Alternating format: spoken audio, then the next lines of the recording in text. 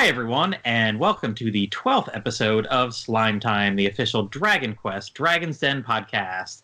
This is one of your hosts, Plattym3. And this is your other host, Liamland. So I have some very exciting, very deeply personal news. I just breeded Dragonlord's first form in Dragon Warrior Monsters, and thanks to the breeding process, it actually learned Hustle from one of its parents. So picture someone in your party healing everyone and like dancing, healing everyone by dancing and shaking maracas and saying, "Come on, everybody, hustle, hustle." Only instead of Jessica, it's actually Dragonlord. Ooh, that's definitely some dark news that you should have kept personal. Don't need that image going in my head for the next hour or two. Look, but, let's not kink shame. It's rude. I mean, whatever shakes your maracas, you know. It's not the worst Dragon Quest related thing that's been sent to me. So. Maybe not even today. So, as you hear, that was definitely not Liam. We've brought together quite a group with us tonight. All of them are people we've had on before. And it's going to be a little bit of a break then in our normal podcast format. We have a normal podcast format? Kind of, maybe. Anyway, tonight joining us, we have our Dragon Quest Your Story expert, Mr. Sean Pendergast. Hey, hello. Sorry there. We've got our Dragon Quest 2 expert who joined us back in the beginning of this, and graphic artist, Dwaine Bullock. Hey. And we've got another former guest, Yangus the Legendary Bandit. How are you guys doing tonight? I am here. No, I'm doing good. Thank you for asking.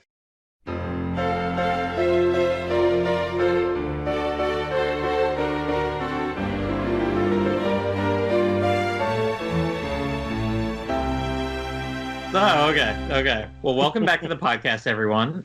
Tonight we gathered you all here, and just like Dragon Quest VII on the 3DS, you have to hear the new party member music every single time these people rejoin and drop in again with us. You've already heard that. But unlike Dragon Quest VII, we're not going to put it in every single time somebody speaks. Cheers! Aw. Yeah, there's a listener out there who's upset that we didn't play it 3 times. Yeah, a listener? I'm gonna head out. So if you're familiar with the podcast, you know this is a group of people we've already met, so we don't need to do the full-on fan interviews, and we can keep this relatively short and focused on the movie itself. Exactly. So we're going to get into the movie, Dragon Quest Your Story. We're going to spoil the hell out of it. So if you haven't seen it yet and would like to go into it as unspoiled as a state as you're beginning this podcast, right now is a good time to turn it off, turn on Netflix, watch the movie, come back to us tomorrow. Because we're going to get into the good, the bad, the cute, the ugly, hit on some specific questions and things that we've seen. And then at the end, we'll play a little game. Sound good, everyone? Oh, yeah. We're getting down to the real nitty gritty. All good in the hood. Every pixel of this movie will be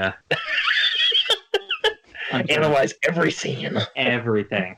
So, first, I'll start off here, and then I'll let you guys tell. When did you watch the movie? Because I definitely went to bed Wednesday night with my kids at like 8 a.m. or 8 p.m., knowing that I don't sleep much more than 6 or 7 hours. So sure enough, I woke up, bolt upright at 4 a.m. and was like, yes, watch the whole movie. By 6 a.m., I was like, okay, I've typed out a page of notes. I watched the movie. I am good. And then actually just about 3 hours ago, I put it on and watched it with my 2 sons, age 3 and 6, and they really enjoyed it too. So, Liam, when did you get a chance to watch it? It was during breakfast on my commute, and then I finished it up at the office, in between meetings. So I just wasn't sure if I was going to have a chance to watch it. And then I was telling my wife about it earlier today, and she's like, "Oh, you want to watch it?" And I was like, "Oh, yeah, okay." So I watched it again with her. Nice. So it was interesting to get I'll tell you about it later, but I got a perspective from a non-DQ fan on the movie itself and what everything meant to her. So, How about you, Pendy? Well, the first time I was lucky enough to see it in Japan when it came out in August. I was in Korea at the time, and I made a trip around that and seen some other things. And then when it came out on Netflix, I saw it the day that it came out, saw the subtitled version, and then the next day I saw the dubbed version after that. All right. Dwayne, when did you get around to it? I saw it Thursday night. Had a little bit of a low between regular work and housework. So I was like, okay, I've got about 90 minutes. So I'll just go ahead and watch this really quick because I think yesterday I had a bunch of stuff going on, and then today I had a party, and tomorrow I have another birthday party, and Monday I have to pick up a friend from the airport. So this was like really the only time I had to sit down and watch it. So worked out. Good. And Yangus? My case is kind of similar to Dwayne's. I had to watch it Thursday morning, the day when it was first uploaded. I had woken up at about 7:30 and knew I had to get ready for work, but I'm like, I'm not going to really have time to watch the movie because with my job, I had to close every night for 4 days in a row, today being the third day. So I figured Thursday morning was going to be my best chance to watch it. So I just turned it on right away once I did my things or got ready for work. Well, I didn't expect the movie to be as long as it was. I actually thought it was going to be shorter. So by the time it got done, I then had to rush really fast to get everything else done before I left for work. So I was really cutting it close by the time for getting ready and getting out the door. But it was worth watching. Definitely. So, Zachary, we'll start with you again on the next thing. What were some of the moments that you found the most humorous in the movie? What did you really like? Let's see. One that comes to mind is definitely when they're showing kind of the montage of Luca going through his adventure early on, when he's just by himself as a young adult, and when he's trying to fight the metal slimes. That was hysterical. Him smacking the one and just like shaking, his body just is like subtly shaking after hitting it. And then you think he's finally going to get one of them, and then he gets crushed by that king slime. That was absolutely hilarious. Yeah. I was dying laughing at that. That was great. I actually thought one of the slimes was going to run away, and then so it was kind of like it was a nice like little twist that the king slime fell on top of him. You didn't see that coming. You were expecting something else. Yeah. Another thing that I found really funny, it wasn't necessarily just a scene, but just a character in particular, was how they animated Mr. Briscoletti whenever he was on screen. He easily had some of the best animation in the movie because it was funny watching how fast he would walk. He was a very expressive character. I loved his outfit too, how he was wearing that big sort of, I don't know if you'd call it like an overcoat or just a shirt, whatever it was. But I loved how it made him look so much bigger than he actually was. Because if you look closely, it was just this weird puffy mess that just was around him for absolutely no reason. And he just like waddles everywhere. And he was just so much fun to watch when he was on screen. And his sleeves are like translucent, and you can see he kind of has skinny arms. Yeah. I was gonna say I caught that the second time through watching it. Yeah, he's like waving around, and you're just seeing like these little sticks in there of the big old poofy shirt. Yeah, I just love it how skinny his arms and stuff. He still has like the little round body, but just his limbs are just so noodly. He looks like he could just start waving around or just roll around. You know, just it just was so much fun to watch him. You didn't know what he was gonna do next. Only other funny part then that comes to mind. Let's see, what was it? It was towards the later part of the movie. Oh, I remember. It was when they reunited with Sancho and the boy Alis after Luca had been turned to stone. And Sancho just comes running up to him, and then he starts bawling his eyes out. And he's like, "Are you okay?" "No, I'm not okay."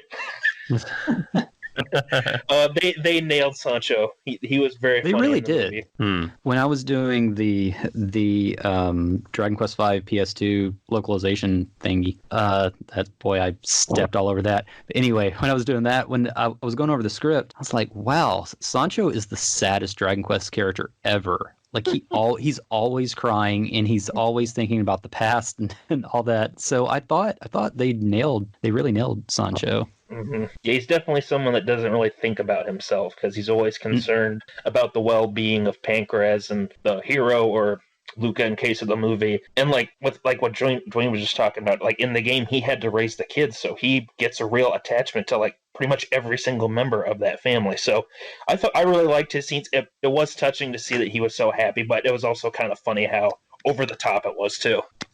Especially since, and maybe we can get to this later, that we don't have in the movie. There's not Granvania slash Gotha, so Sancho doesn't get all the support from the rest of the kingdom. He has to do it all alone. So that even makes him a stronger character. Yeah, so I thought that was really nice. Watching it a second time, I noticed they didn't mention the kingdom, but at some point he calls him, I think he calls him Master. He called him Your Majesty. Your Majesty, yeah. I literally just that typed that in the weird. Google Doc here for our notes, because I did notice that. Yeah. Right when he reunites with the son or something, it's like, well, Your Majesty, I've da-da-da-da-da. And I'm like, wow, I don't think it's mentioned anywhere else in the whole movie. Nope. No, it really wasn't. And I was kind of expecting at some point they were going to be like, oh, well, you're actually a prince from this kingdom. But, right. I mean, because in the beginning they kind of showed that with the like childhood or opening sequence part, but they never really delved on that other than that random mention that, hey, you're Prince Luca or Your Majesty Luca, whatever they said. Yeah. Mm-hmm. I love that whole Super Famicom opening. I thought that was great. Just that it's just basically like shots of like just a quick montage of scenes from the actual game. Yeah, and that was really interesting, and it was funny that they actually made up a scene that wasn't in the original game, because you see like Nera as a child when they're on the when they see her on the boat, and they didn't add that scene until the PlayStation 2 remake, so they had to make that scene up for the movie in the style of those graphics. Oh, I didn't know really? it wasn't in That wasn't in the Super Famicom version? No, it wasn't. I looked up some Let's Plays before this to make sure, and they do not see Nera on the boat as a child in the beginning of the game. Oh, really? Huh. Forgot about that. Interesting. Well, one of the funny moments as well, just them finding out that Dr. Aegon was the Zenith Dragon. Just the fact that they're surprised that that guy named Dur Aegon is a dragon. Dr. Aegon. That was pretty good. When you see it spelled out, it's so obvious. Yeah, especially if you're looking at the subtitle version, which is the one I ended up watching. But yeah, and then when Bjorn throws the ship up onto the floating battlefield at the end, and you don't see him at first, you just see this giant ship come flying up, and it's assumed that he threw it up there because he starts like throwing characters around after that. Yeah, my sons went crazy at that scene because, of course, there's all the monsters right there, and they're like, "Oh, look at that one! Oh, look at that! Oh one. yeah! That one. Oh yeah! That's a fantastic final scene right before hell breaks loose. And then the boat gets up there, and I even turned to my oldest, and I was like, "Brady, how'd that boat get there?" He's like, "Jordan threw it," and it was like before he'd even seen him. I'm like, and he just said it. Like I was like, "What the heck?" I know that. How did you know that? It was just so matter of fact that he was like, "Well, of course it had to." Yeah, and that's one of the things that makes the omission of Gotha, I think better, because it makes Reinhardt slash Coburg stronger when they show up at the end. Because if Luca had the backing of his entire kingdom, it would just kind of add too much padding to that scene, but it just makes Harry showing up for his friend even stronger. So yeah. It would have turned it into like a Lord of the Rings or a Hobbit book if like Gotha all of a sudden shows up.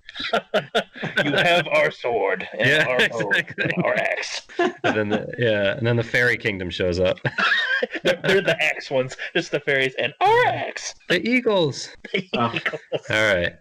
Which one of you messaged the other day that saying that if they were going to really make this like the whole, they obviously couldn't make everything in the video game into a 2-hour movie, or they would have had to do Lord of the Rings style extended.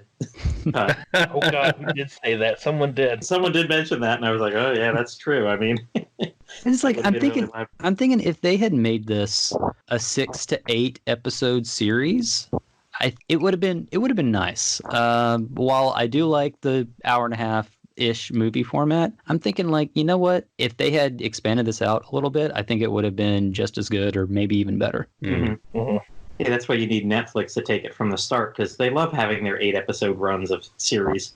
It's true. So a couple of things I found pretty funny was Luca, like the whole time they're at their house, it's always snowing there. and he's like a little kid out there running around with, no sleeves, and he grows up later and he's running around there with no sleeves. And they never really addressed that they're playing in the snow and running around the snow. And then like he gets home and has a nostalgic moment, and the snot's dripping out of his nose. And all of a sudden, he's like, "Holy cow, I'm freezing!" It's like, wow, okay. So for the past 30 minutes, that was not a thing. You just kind of mentioned it in, and that's true to the game, because in the game you're just kind of walking around in like a toga in the snow. That's all he was the whole time. Yeah.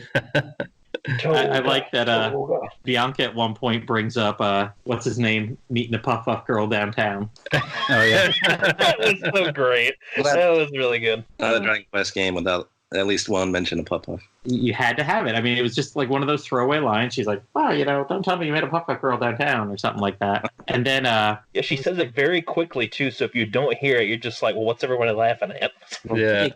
Yep. And then my kids loved it too when they were fighting Bjorn, and at one point he's like chasing the party on the saber cat Percy, and he like gets them and corners them like, "Ha, I got you now." And then you look and there's just Gutrude, the slime dressed in the purple turban. Oh, Just like leans off to the side and smiles like, "Hi, just me." that was pretty good.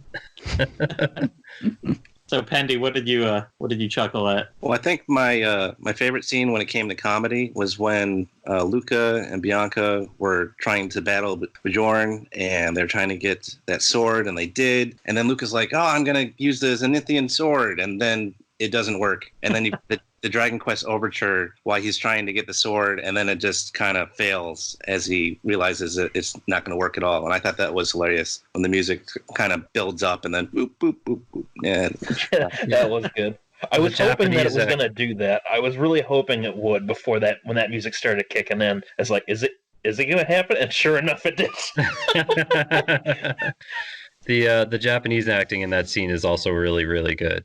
When it fails, and just like you hear the pitiful, like, he's like, "I'm not the one," and then they run away. But it was really well done. Oh, go ahead. No, okay. I was going to say one of the things I found that was really interesting when I went through it a couple times was some of the Easter eggs that they put into the movie. Like if you get to that scene where you see the wanted posters in the back, they've got some amusing ones. Like they've got one for King Metal looking for mini metals. You got a poster for that. You've got a poster advertising for a metal slime specialist. They mentioned the slime racing that was in the game. They even did something like really kind of small. Like there's a character called Georgie in our translation, but in the original translation it was Gigio or Gigio. I don't know how you pronounce that. But he's like the little boy that grows up around Luca as a statue. And yeah. And then it mentions Cloud. So maybe that was like a little Final Fantasy reference as well. I'm not really sure. Oh, okay. Oh, I think I'm trying to remember from the mountain of script I had to read and edit and go over 1,001 times, but I think there is a Cloud reference or like Cloud or Claude somewhere in there. Okay. I think it's been over 10 years, but I do recall that somehow. And then I'm guessing they must have hired someone with who had English as a first language for the background pieces, because like those wanted posters and the Diary of Pancras, like, those are all in English and very well written English. And not only that, but most of it's in cursive on top of that. So obviously, I think they hired someone for that. The map at the very beginning also has all the original town names, had like a Santa Rosa and Port Selmy. I'm blanking on, but it had like Lunul Castle. Yep. So I thought that was a nice touch. I was very surprised to see how much English was in it. Oh yeah. Yep. I was going to ask if any of you guys knew if those were the original Japanese names, because I was surprised when watching it that there was that map at the beginning that kind of shows some of the different locations and that the names were in English. I thought that was really interesting because I figured that just because it was a Japanese movie that they were going to be written in kanji or, some sort of make-up language that's similar to that sort of thing. The movie itself has a very Western feel to it. Yeah. So I think that they probably had an international audience in mind. If it did well, they would have pushed it, and because it just doesn't look like your typical anime movie. Mhm. So I know Dragon Quest will have some English, but not quite like this. So Was one poster I noticed, just because Pendy had brought him up. So I noticed when they were looking at the wanted poster for somebody to take care of Bjorn, that it said Woon, like I think it was Bwoon. Is that his name in the Japanese version, or like the closest thing to it? Is closest it thing Woon? to it, Okay. it's Boun. So you can pronounce it like that. Okay. So it just depends on how you read it, because it's katakana, which goes by sound. So it can be weird. It's why some people will localize a word with an R or an L, because those letters, it's kind of a combo R and L sound. Yep. Oh, okay. La, All right. lu, le, and lo. Hallelujah, Colonel. Yeah, a lot of people don't realize like how many names they change for the localizations all the time, like that.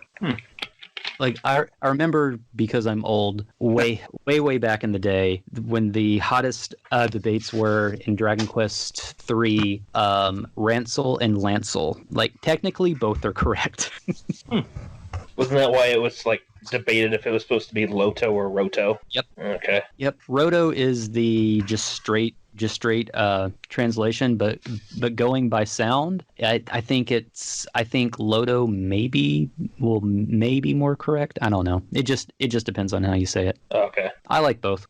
Yeah, I don't really mind either. I usually go with Erdrick, but I think Loto or Roto sounds pretty cool too. Mm-hmm. Oh, one of the things I also thought was hilarious, and we kind of touched upon it a little bit, was the whole grinding montage, which included like him going after like the metal slimes and stuff. I thought that whole that was a good, him trying to get stronger and fighting all those monsters. That was well put together. It was very fun. Yeah, him reuniting with Percy. Oh yeah, that was a really nice moment. Yeah, it even started out funny because he was under leveled for that monster when they and he's absolutely, it's just him and Gertrude, and they're like terrified, and then they just run off. Yeah, the two of them mimicking each other's faces while they were turned into was a nice little detail as well. Yeah, As and much as I of loved- course. No, go ahead. As much as I loved that scene, I wish that they would have had something with young Bianca at the beginning, because on what kind of snaps the saber cat out was seeing Bianca's ribbon. Yeah, I was just going to say that. That's what I was going to bring up. Oh yeah, too. because he like gets a whiff of the smell and he sees it, so he realizes that, hey, I know this person. Yeah, And I thought the red kind of scarf that was around Luca's neck between his tunic and his cape, if that had been Bianca's ribbon, I thought that would have been a nice touch, because it would have been something from his youth that he kind of held on to throughout the time when he was a slave, and Percy could have seen it. And I'm like, well, if they had done that, that would have been nice, but it's okay. I still like that scene. Yeah, I mean, I thought it was okay to omit it, but that was one of those things like where you're expecting the metal slime to run away. You're kind of expecting, the Percy to be smelling the ribbon and realizing it's him. It could be that sense. I mean, there was the detail where monsters controlled by Nimzo, and Lodja had the yellowish colored eyes. Mm-hmm. Maybe the point of that was that since Percy didn't get taken over at any point, he still had just his natural looking eyes, that maybe his mind was able to still recognize. It's a little hard to tell, but I would assume that because he wasn't taken over, that he was still able to kind of recognize Luca, and maybe it was that he caught a whiff of something, or I'm not really 100% sure, but maybe just him having the purple turban on and the tunic. He caught a whiff of something. Luca crapped his pants as he was running away, and then Speaking of catching a whiff of something, Liam, you were going to mention another scene where they caught. Oh yeah. So when they smear poop on each other and then play dead in the. I wasn't expecting that, so that's not in the game, obviously. But like the fact that they actually like poop smear each other and then play dead. When the monsters find them, which was great. It was almost like a Metal Gear Solid moment. They're like, wait, what's this doing here? This is suspicious. And they like knock over the crate, and then they fall out, and their eyes are like, they're just open and staring straight ahead like they're dead. It's Yeah, just a that really was funny fun. moment. That was a That good was deal. good. And then Yeah, that was Dr. actually Aegon done just better keeps, than the game. I think so. I liked that. Yeah. Cinematic wise, that worked great. Oh yeah. Yeah. A lot of those little changes that, didn't really matter. That whatever. Henry wasn't going to be a big part of this, so get him in and out of the thing quickly. But Dr. Aegon mentions it all the time. Keeps calling the guy Mr. Stinky, and even 8 years later, he's like, "Hey, Mr. Stinky, you're back."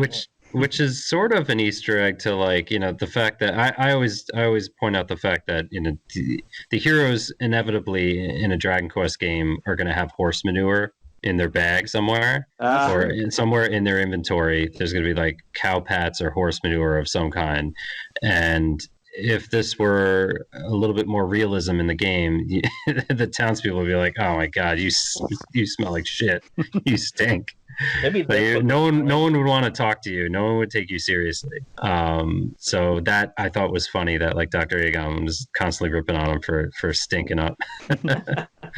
Maybe that's what the slime drop items are in some of the newer games. It's like the new version of the horse manure. Yeah, slime dropping. Yep, because you do get them an awful lot when you kill regular slimes or just about any other slime. You get slime drops. So yeah. All right, so I think that covers all the chuckles we got.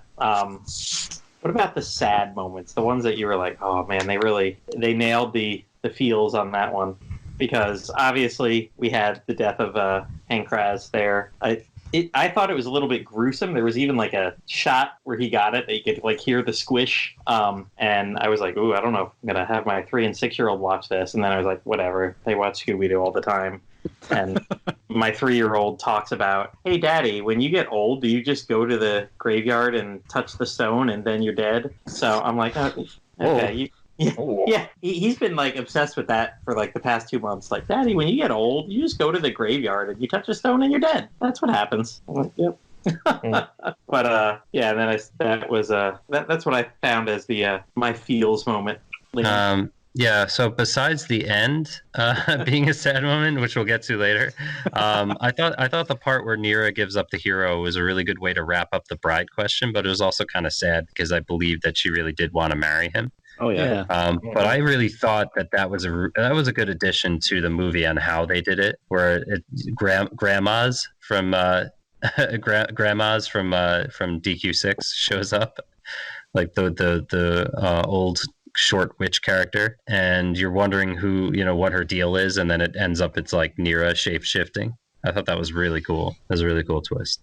And what's nice about that, because I'm not a big fan of Nira / Flora, because I always found her to be too much of a passive character, and with this she's actually kind of taking charge of her future and doing the right thing, and just not kind of like staying there and it's like, oh hi, marry me, you can pick me in your party for heroes, but I'm going to be completely useless. So. With my bubble magic. Yep. Urge to kill rising. That's right. Yangus likes the the bubble magic. There are some diehard Flora fans out there. I don't know why, but you are entitled to be a fan. It's fine. It's great. I just personally don't agree. I pick Bianca every time, and sometimes Deborah. So. And just more so like her in Heroes more than anything. I just found that she was pretty powerful in that game. I could take her or leave her in Dragon Quest V. I'm the exact opposite.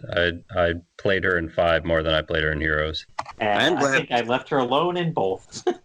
I am pretty sure I've never done DQ5 any of my playthroughs with her. I did my bonus dungeon playthrough on Super Famicom with her. Anyway, Pendy, how about sad moments for you? I was just going to say, I'm glad they kept those tragic moments from the game, like the fact that Pancraz dies and even like his mom dies at the end too. I'm glad they didn't try and mess with that or kind of make it a Hollywood ending where like, oh no, she's going to survive after all.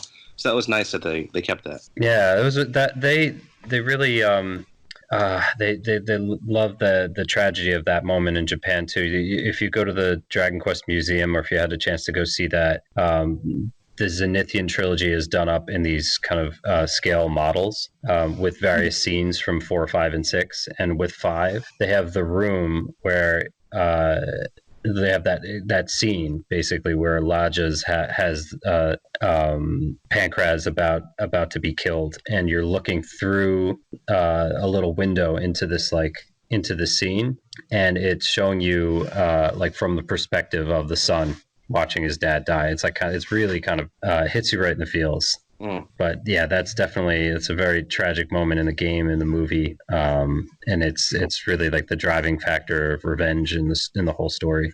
Dwaine or Zachary, you got anything to add there? As far as kind of like this, the sad moments in the game. In the game, when the hero gets turned to stone, they really just twist that knife with the family, because that scene, I think, lasts entirely too long. It's like, okay, we get it. Can I move on to the next chapter now? But and so I'm glad they didn't quite take that route with the family and the kids being kidnapped, because the cult wasn't really. It's like it was there, but it wasn't in the movie. But I thought a nice touch was seeing Sancho take his son to like look at him when he was a statue, when he was a baby. So I thought that was kind of a nice scene, and then seeing just the world just go to crap without him. I thought that was really well done, and like especially seeing the landscape around get all burnt and dead and deteriorate.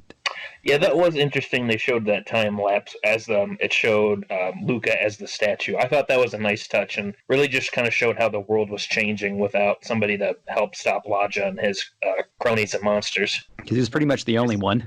Yep. Yeah, that was a nice twist, because like in the game, like you just see him in somebody's front yard as the season. Somebody bought him. Happened in the background, it's great. I like how they changed that. Yeah, that was nicely done.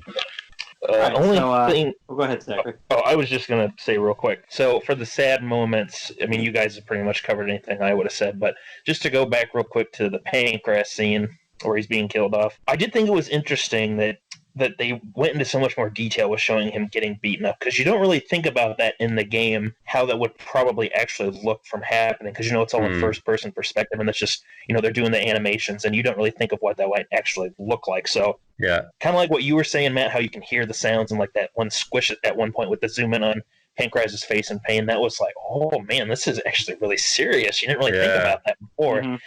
I did think it was an interesting choice where when Laja, throws the giant Griffrizzle spell at him, and normally in the games, like, it just incinerates Pancraz, he's just completely gone. When it cuts back, it's just a pile of ash. Yeah. I thought it was almost more gruesome that he was still alive at that point, and he had that last little bit of strength to say something to Luca before then he collapsed. I think the scene would have been good either way, but I think honestly him surviving the fire, well, I say surviving, not disintegrating to the fire blast, was honestly more painful, because it's like I can't even imagine what that would feel like.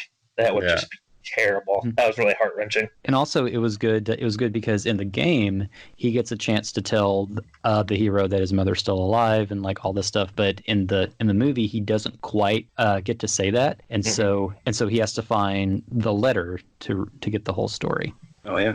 Well, no, he does say it. He does say it when he gets. He says like some of it, but not where. Oh yeah, he only gets like a little bit of it out. Yeah. He's like, just go find your mother. I think that was like his last words. Yeah. So not a lot. I was going to kind of kill the mood for that one, but every time he just kept saying something after he got attacked, I just kept thinking of that scene from Monty Python and the Holy Grail with the old man going, "I'm not dead. I'm not dead." I just kept thinking of that. Oh, well, that makes me segues a little bit into anything else that hit you in the feels that was maybe just more cute than sad. Like one thing I saw, and it was very early in the movie when Luca's still a young boy, and at one point they're just walking over a bridge covered in snow, and you just see him taking these long leaps so that he can walk in Pancraz's footsteps. It was a little scene, blink and you miss it, but Pancraz and Percy are walking across a bridge leaving footprints, and Luca's just hip-hopping, taking these big jumps so he can walk in his dad's footsteps across the bridge. Yeah, they did a good job of showing the relationship between the son and the father, and how much how strong that bond was. And that was just a little touch for that, to show that. Yeah, it was a cool callback too when at the first scenes in the beginning when he's at the campfire with his dad, and then later on he's there alone with just Percy and Gertrude, and he's like, oh god, this was a mistake. Yes. So Liam, what else did you are we still talking sad moments, or I don't know. We've moved on to some of these cute ones here. Oh yeah, okay. So I mean, any of the slime moments were cute with Gertrude slipping in and out of cracks in the ground, and these reaction shots where she's like looking at Percy and everything. And I liked Luca's first attempt and failure against Bjorn, where he gets wiped out, and he just shows up and he's all crisped at the tavern. He's pitifully asking the townspeople for herbs before he collapses. I like how they animated that, like when Bianca shoves the herbs in his mouth, and suddenly you just see like all the blackness. Yeah, just go. Yeah, the char just kind of disappears, and then she multi-heals them as they're walking out. I don't know if anyone noticed that, but there was like a shine amongst the whole party as they're walking out. Oh well, it's real quick, but if you look, she slips a little leaf into the saber cub and the slime as they're walking out, and then you can. Oh, see that's what that was. Yeah, oh, okay, all right. I thought that was like a multi-heal spell. Yeah, I didn't notice until like the second viewing, but that's what she does, and then you see like the black go away, and then the little sparkly green stuff show up as they get healed. Okay, cool. Yeah, the movie definitely does have a lot of real quick, like blink and you'll miss it moments with stuff like that. It's just fun because then you can rewatch the movie and notice other little things like that. But yeah, that happens very quickly. Yeah, the sheer amount of just detail and layers upon layers that they have in this movie is really amazing and really surprising. I mean, I didn't expect there to be this much in there. So the good type of fan service, anyway. Yeah. I also thought the fight with the killing machines was pretty cute. All the slapstick that they had in that whole scene for that fight, I thought that was hilarious. With the one blowing up in the background. Yeah, when it gets to that where it's like flipping out and its arms are flailing, like that's like straight out of DQ Heroes. It's exactly what it does when you kill one of those things. Yeah. I like the slime slingshot too in that scene. Oh, that was awesome. It was so good. Oh, yeah. I think I told you, Liam, that really reminded me of Rocket Slime when that happened. Yeah. You just see like Gertrude's body. He grabs the arrow, and you just see like part of it's getting pulled out as Lucas holding on, and then they just shoot across the chasm. That's totally like Rocket Slime. Totally like that. Good point. That scene got the biggest laugh from my kids out of the whole movie. They just thought that was awesome. Yeah, I think that was my favorite part. And then me, like, watching it the second time and thinking about how the ending was, I was like, well, this is getting really, like, Matrix vibes a little bit here. Because they dodged that arrow in slow motion a little bit. And Zachary, any other little moments you noticed? Yeah, one of my favorite moments was when he's reunited with Percy. For one, I thought that was cool that they named it Percy instead of Saber, just to kind of choose one of the names that's a default for the Saber cat. But I thought it was really funny when he's running away from it at first, and it's this full-grown cat. It catches up to him so easily.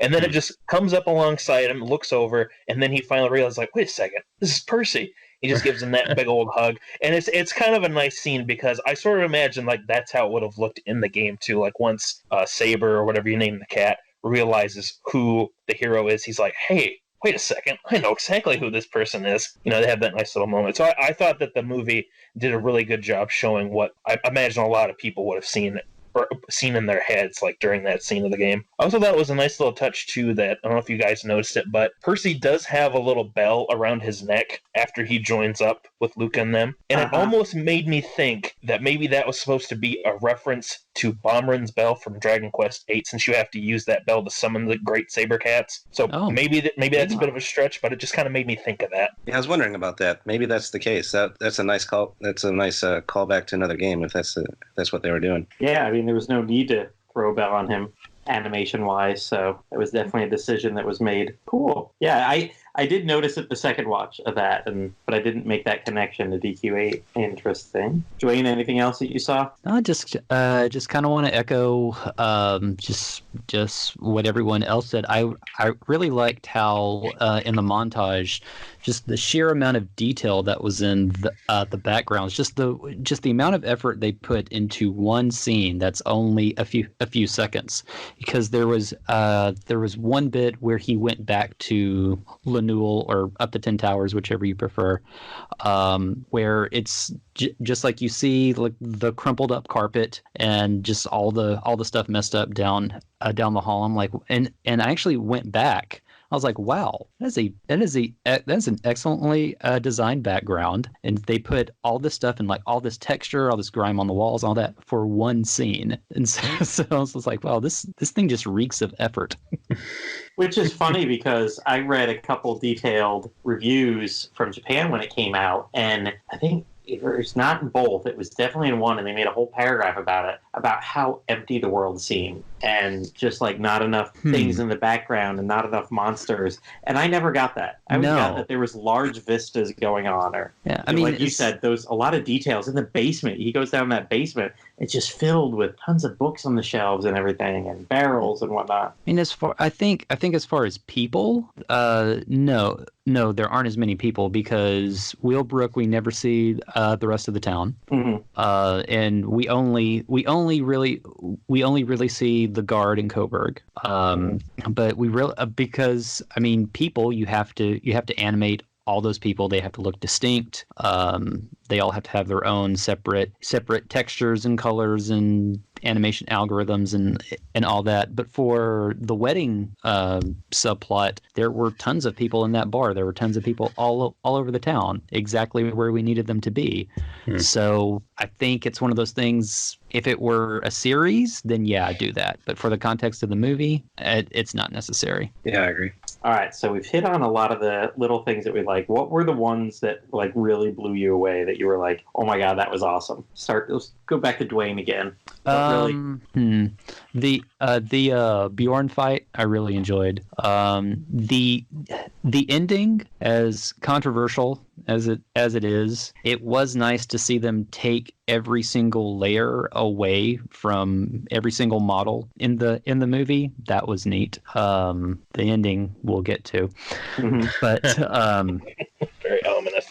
But I just thought the sheer amount of detail in this movie, because I was noticing in the credits, I think they hired multiple animation studios for this, and it looks amazing. I think that they should be very, very proud of this. I thought along those lines, all those lighting scenes, it had so many scenes where the lighting was really important coming through the window. Like Luca chose to propose to Bianca on that halfway up the stairs with the window shining right down there with them. And there were so many scenes where they were in caves and there's so much glowing algae around them. And I just noticed lighting the second time through. I kept noticing like, well, that scene was really coolly lit. So that goes right along. Sorry to interrupt you, but with your detail of animation. Oh yeah, and just the amount of just the characters themselves. They have freckles. Their pigment changes depending on their emotion. You don't really see that often, and just how the golems are modeled.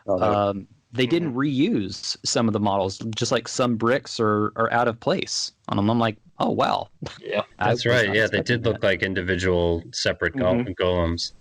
That was an interesting touch. Yeah, and just how all the bad monsters had yellow eyes, while the good ones had white ones. I think that's something I really wish that they would have expanded on, or if they had made it into a series to have all the monsters that he befriended come up and join him in the final battle.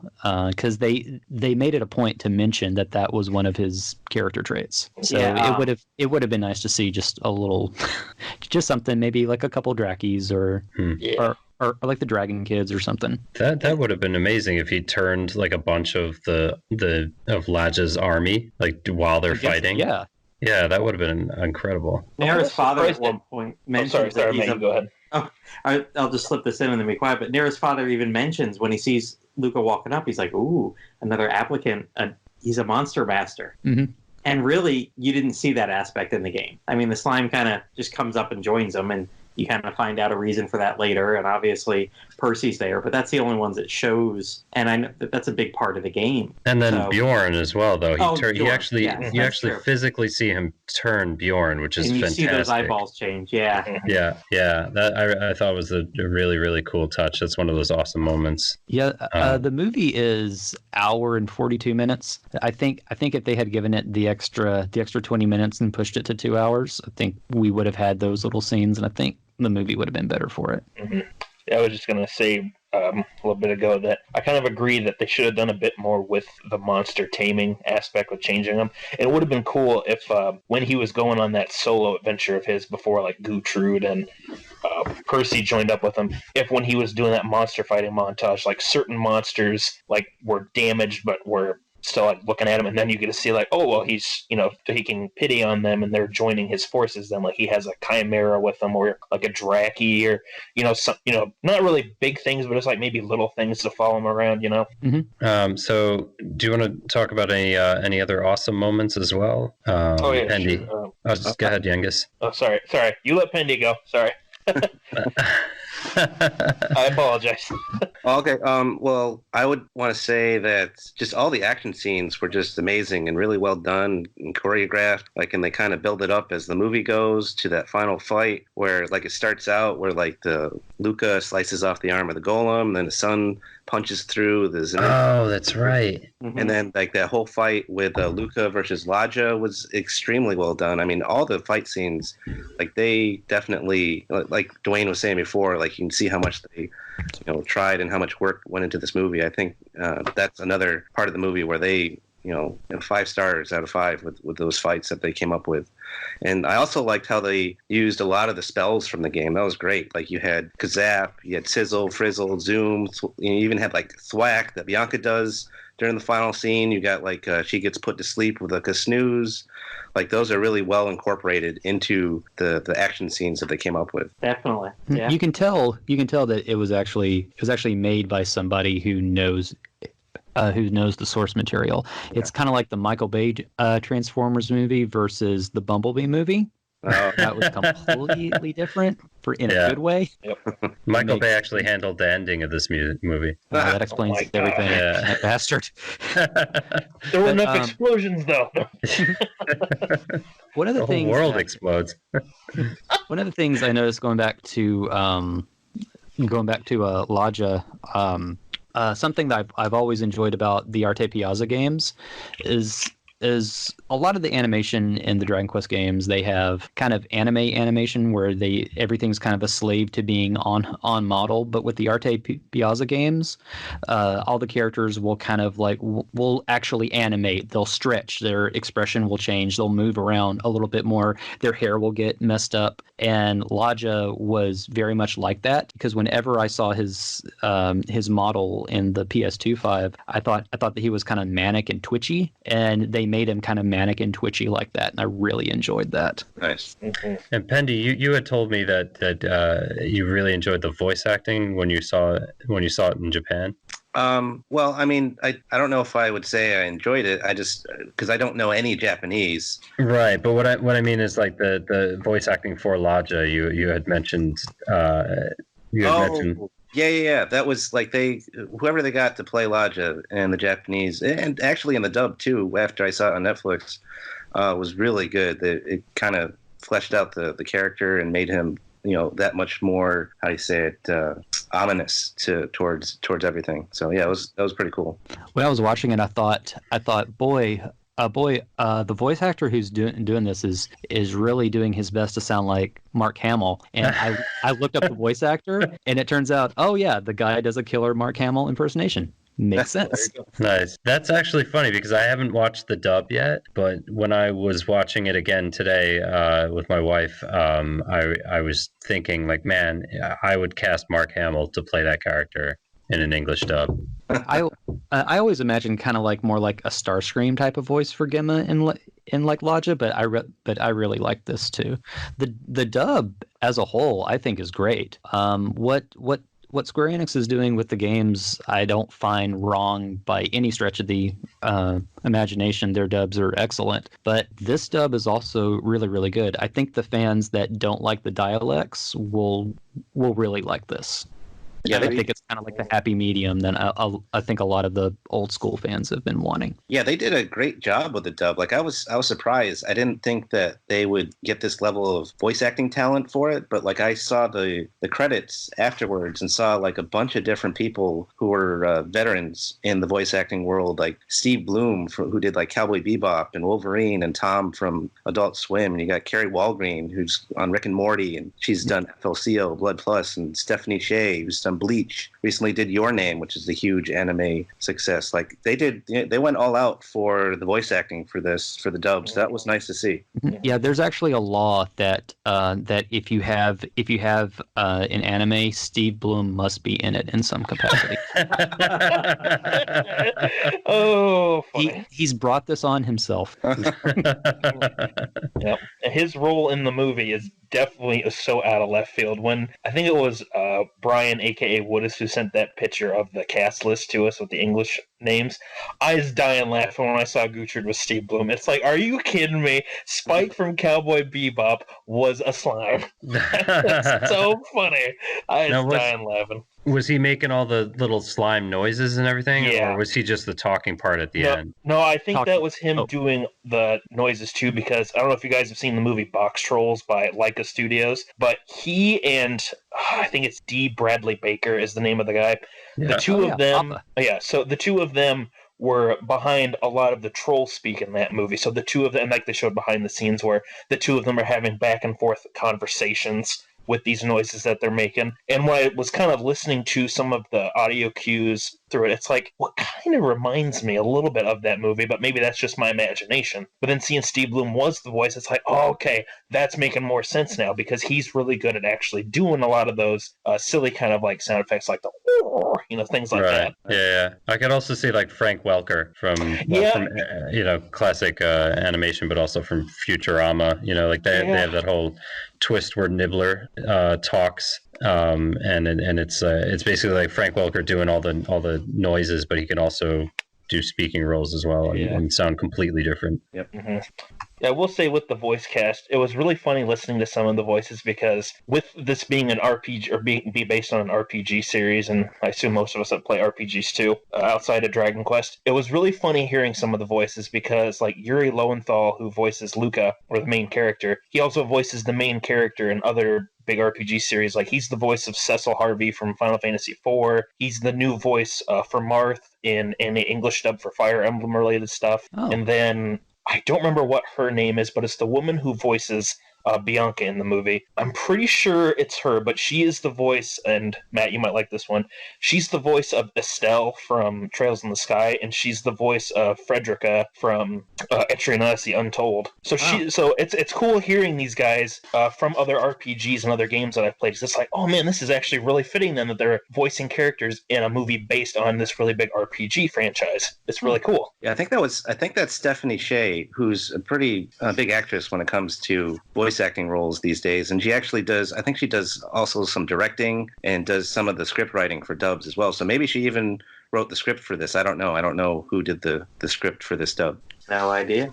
One other awesome moment. Let's find out and give them lots and lots of praise. Send them all the money. Tell them thank you, because they really did a great job. Yeah, they did. Mm-hmm. They could have just done bare bones direct translation, subbed it, and tossed it up there, but they really spent some money on this, and I'm very grateful for that. Yeah. Mm-hmm. Thank you, Netflix. The weird thing that I saw on Facebook from a couple of people is like a couple of people complained there was a bad lip sync when it came to the dub, but I don't know. Oh yeah. I mean, it's not, scenes, but it wasn't really bad. Yeah, I mean, it's not bad, but you can definitely, it looks Western enough to where I wish that they had kind of resynced the mouth animation, but that cost a lot of money and takes a lot of time. But I mean, they did a good job, but it's just one of those things. It's kind of, it sticks out more on 3D animation than 2D. I was about to say maybe that's the case, that it's the difference between 3D and 2D. It's easier to fake on 2D. Yeah, from watching like some Studio Ghibli movies, which I don't really watch too many anime films, but with watching the English dubs on those, usually there's a few times where like you notice like the mouth movements look a little different from what the audio you're hearing, but you just kind of goes over your head. And there were a few times I caught that when watching Dragon Quest Your Story, but again, it just kind of just rolled off my back. It's like, whatever, it's a dub. It's just, that's how it is, unfortunately, sometimes. So yeah, it's one of those things. It's like the movie looks so good and it's dubbed. Your brain is automatically going to think it was made for a Western audience, but no, it's a dub. So was one thing I wrote down here in my notes for most awesome, and I'm pretty sure this was it. At the very end, when Luca gets a new sword to defeat the virus at the end, that's Erdrick's sword, right? Yes, it was. Okay. I thought that was, we talked back to other callbacks. I thought that was pretty cool. Yeah, that was a nice touch for sure. I didn't expect that to show up in the movie at all. I figured I figured if anything was going to be like his own version of the Zenithian sword to use or something else. So it was cool to be like, haha, look, it's Erdrick's sword. Who saw that coming? Going back to something real quick that I thought was a nice touch, because in the game you just can't equip the sword, and the fact that he can't unsheath it, that makes so much more sense. It's a nice touch. Yeah, it's very much like an Arthurian legend. Yeah. I almost wish that with the movie they would have done like him trying to pull it. But I remember in the game, like the dialogue says when he tries to pull the sword from the sheath, or when he like tries to hold the sword for himself after he reads Pancraz's letter, where the game text is like, but the sword feels like lead in his hands and he can't grasp it anymore. Mm-hmm. I almost wish that when he would try it, like when he finally is given up, that the sword just like slams to the ground because he just can't hold it up anymore. Just like drains him completely of energy.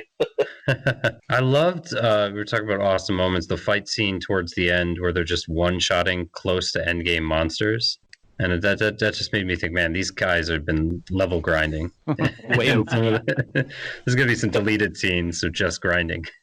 Dr. Agon started messing around with the little journal. Because if you did notice, he did ask him at one point to tell me about your journey. And he pulled out a journal and a pen, or a feather quill, to start writing down stuff. He wanted to know everything there was to... He wanted the details on what they had been working on to building that evil shrine. Oh, that's right. He was a spy, but that's a good point, Yangus, where you're going to say that he was like saving their game. Yeah, that's the impression I got, and like how that was another like little detail that popped up real quick. Because why I thought that was, I remember in the DS RT Piazza games, where when it does the saving, it usually shows up in the bottom of the corner on like a quill writing in a book. So when I saw that, I'm like, oh my god, it's just like the game.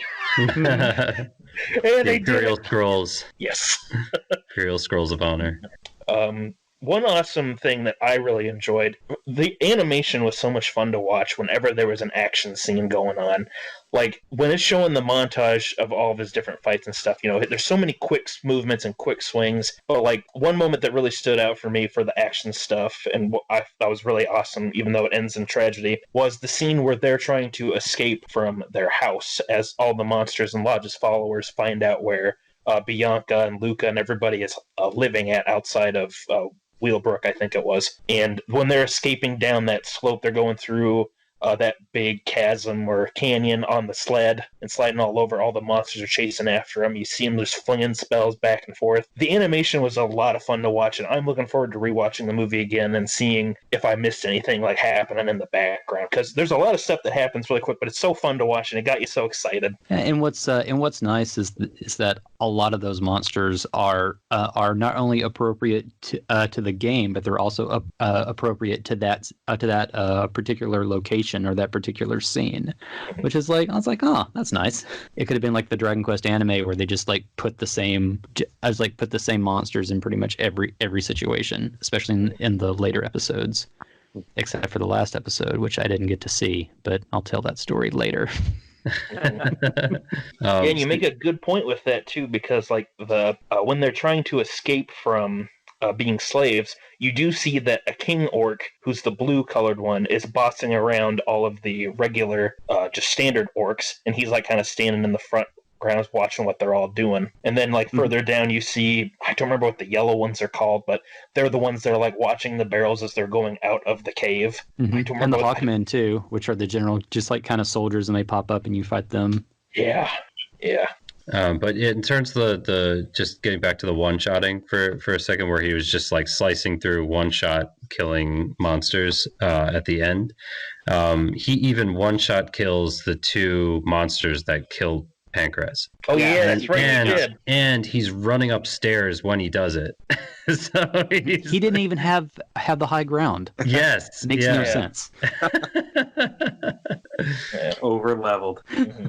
I did think it was really awesome, for one, that he was able to befriend Bjorn instead of just outright killing him like you do in the game.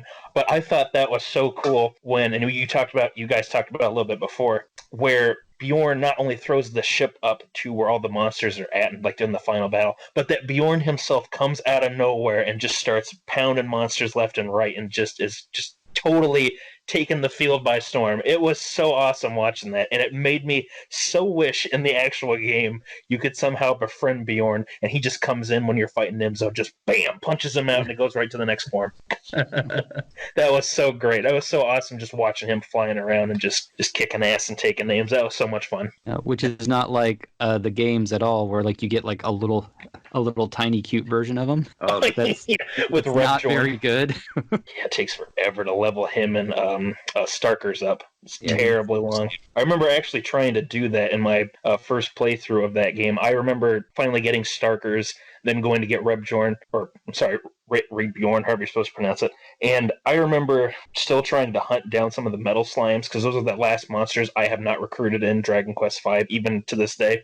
And I would just keep trying to fight metal slimes, and they would take so long to level up. I think at this point in that file, they're like level 36. And I don't think Rebjorn's stats have gone up once in all that time.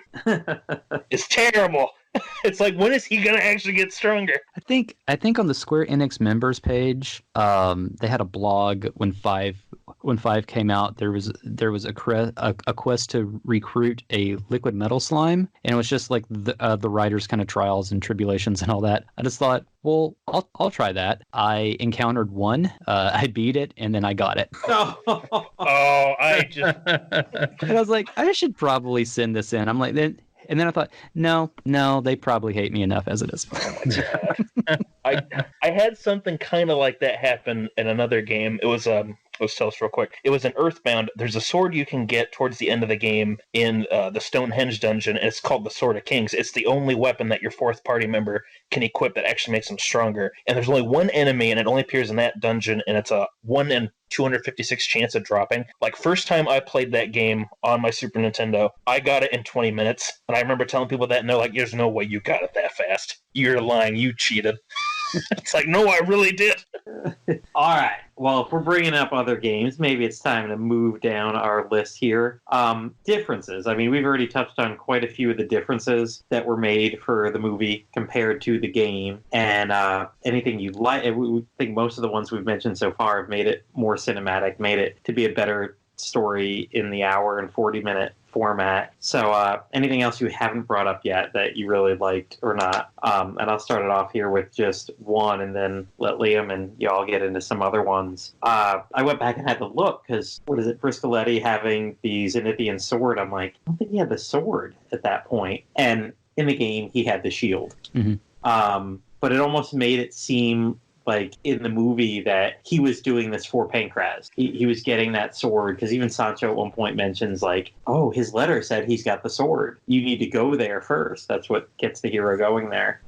So it was a little switch and didn't really do anything other than make that. It made a lot of stuff happen. I think it worked well for the movie, because then we get the scene with him trying to pull the sword out to kill Bjorn, and he can't equip it or he can't pull it out and all that. So we also get that reveal scene with Briscoletti trying to say like, oh, I've got the Zenithian sword right here, and then he opens the door, and then there's that whole like pause, and then you realize that like Bjorn had ripped off like the side of the wall. Yeah. I got the impression that the whole room's gone. Yeah. Oh, and yes, the cursed item music plays. Yep. Yeah, that's right. That was a good touch. Yeah, and then Platty, you and I both, one of our first things we noticed in that scene was the missing twin. Mm-hmm. In the birth scene. So there's an entire family member missing, where they only have the son born. Yeah, I kept waiting for, like, the way they revealed it is Bianca turns over and there's a little boy in her arm. I, like, kept waiting for that next scene where her other arm comes into the scene holding another one, and obviously it didn't happen. Yep. Yeah, that was a change I wasn't too fond of. I get probably why they did it, but it was like, oh, that's too bad. They just totally cut one of the kids out. Yeah, I mean, it would give them too many characters on screen, and while it's unfortunate looking back at the movie, what else would she have had to do? So I'm like, I always sucks, but it makes sense. I kind of thought of that too for when I was playing the game. You know, you've got the twins, but only the boy twin is the legendary hero. That's kind of messed up. Like they should have allowed the girl character, the girl twin in the game to be able to equip something, you know, like otherwise it just seemed kind of sexist. I know Platty, you had thought that as well. Well, I took it from the game, and maybe just because I'd replayed it not that long ago, but I took it that the girl inherited more of her father's sort of genetics and sort of his abilities, because if you read her party chat at different points, she does mention that she's able to notice how monsters are feeling and sort of communicate with them. So it is unfortunate she can't equip the legendary stuff and legendary gear like her brother can, but at least she's not like totally left out of the loop on that, where she still can have some of those abilities. It's just you know, couldn't really dwell on that into the movie itself, unless somehow like when they reunited, like she has this army of monsters with them. It's like, yeah, Dad, look at all these guys I got to follow me. Yeah, and she's still a great mage. I'll still have her in my party as my offensive magic backup, versus a lot of the other monsters. But in the movie, Bianca was that magic backup, so I can see why. Pendy, what did you think? Well, in overall, I mean, and that's kind of related to what you were talking about. I think they did a pretty good job of compressing that entire game into a 2-hour movie. And the cuts that they made, I didn't really mind that much. I thought it was pretty efficient what they did. The only thing that I was really bummed out that they didn't have was I wish they had at least like some kind of mention or maybe a cameo of Deborah. I know she wasn't in like the first two games, the PlayStation 2 or the Super Famicom game, but I think that would have been fun if they had at least mentioned her at some point. But overall, I mean, they hit all the major story beats that are in the game. We see the Fairy Kingdom. They even do the time travel and. Yeah, that was a nice touch too. Turning into stone, so like they do hit all the major points. Yeah, I thought it moved a little fast in the beginning. You know, where Luca's running to get his dad after Harry is captured, and then immediately like he's rescued, and they're facing off against Lodja. Yeah. It jumped around a lot, and it was a little bit, particularly just because I watched it the second time I watched it was with my wife, and she was confused having not played the game, so it was something I could see just from a storytelling standpoint that I thought they rushed a little bit. Yeah, I think it's like.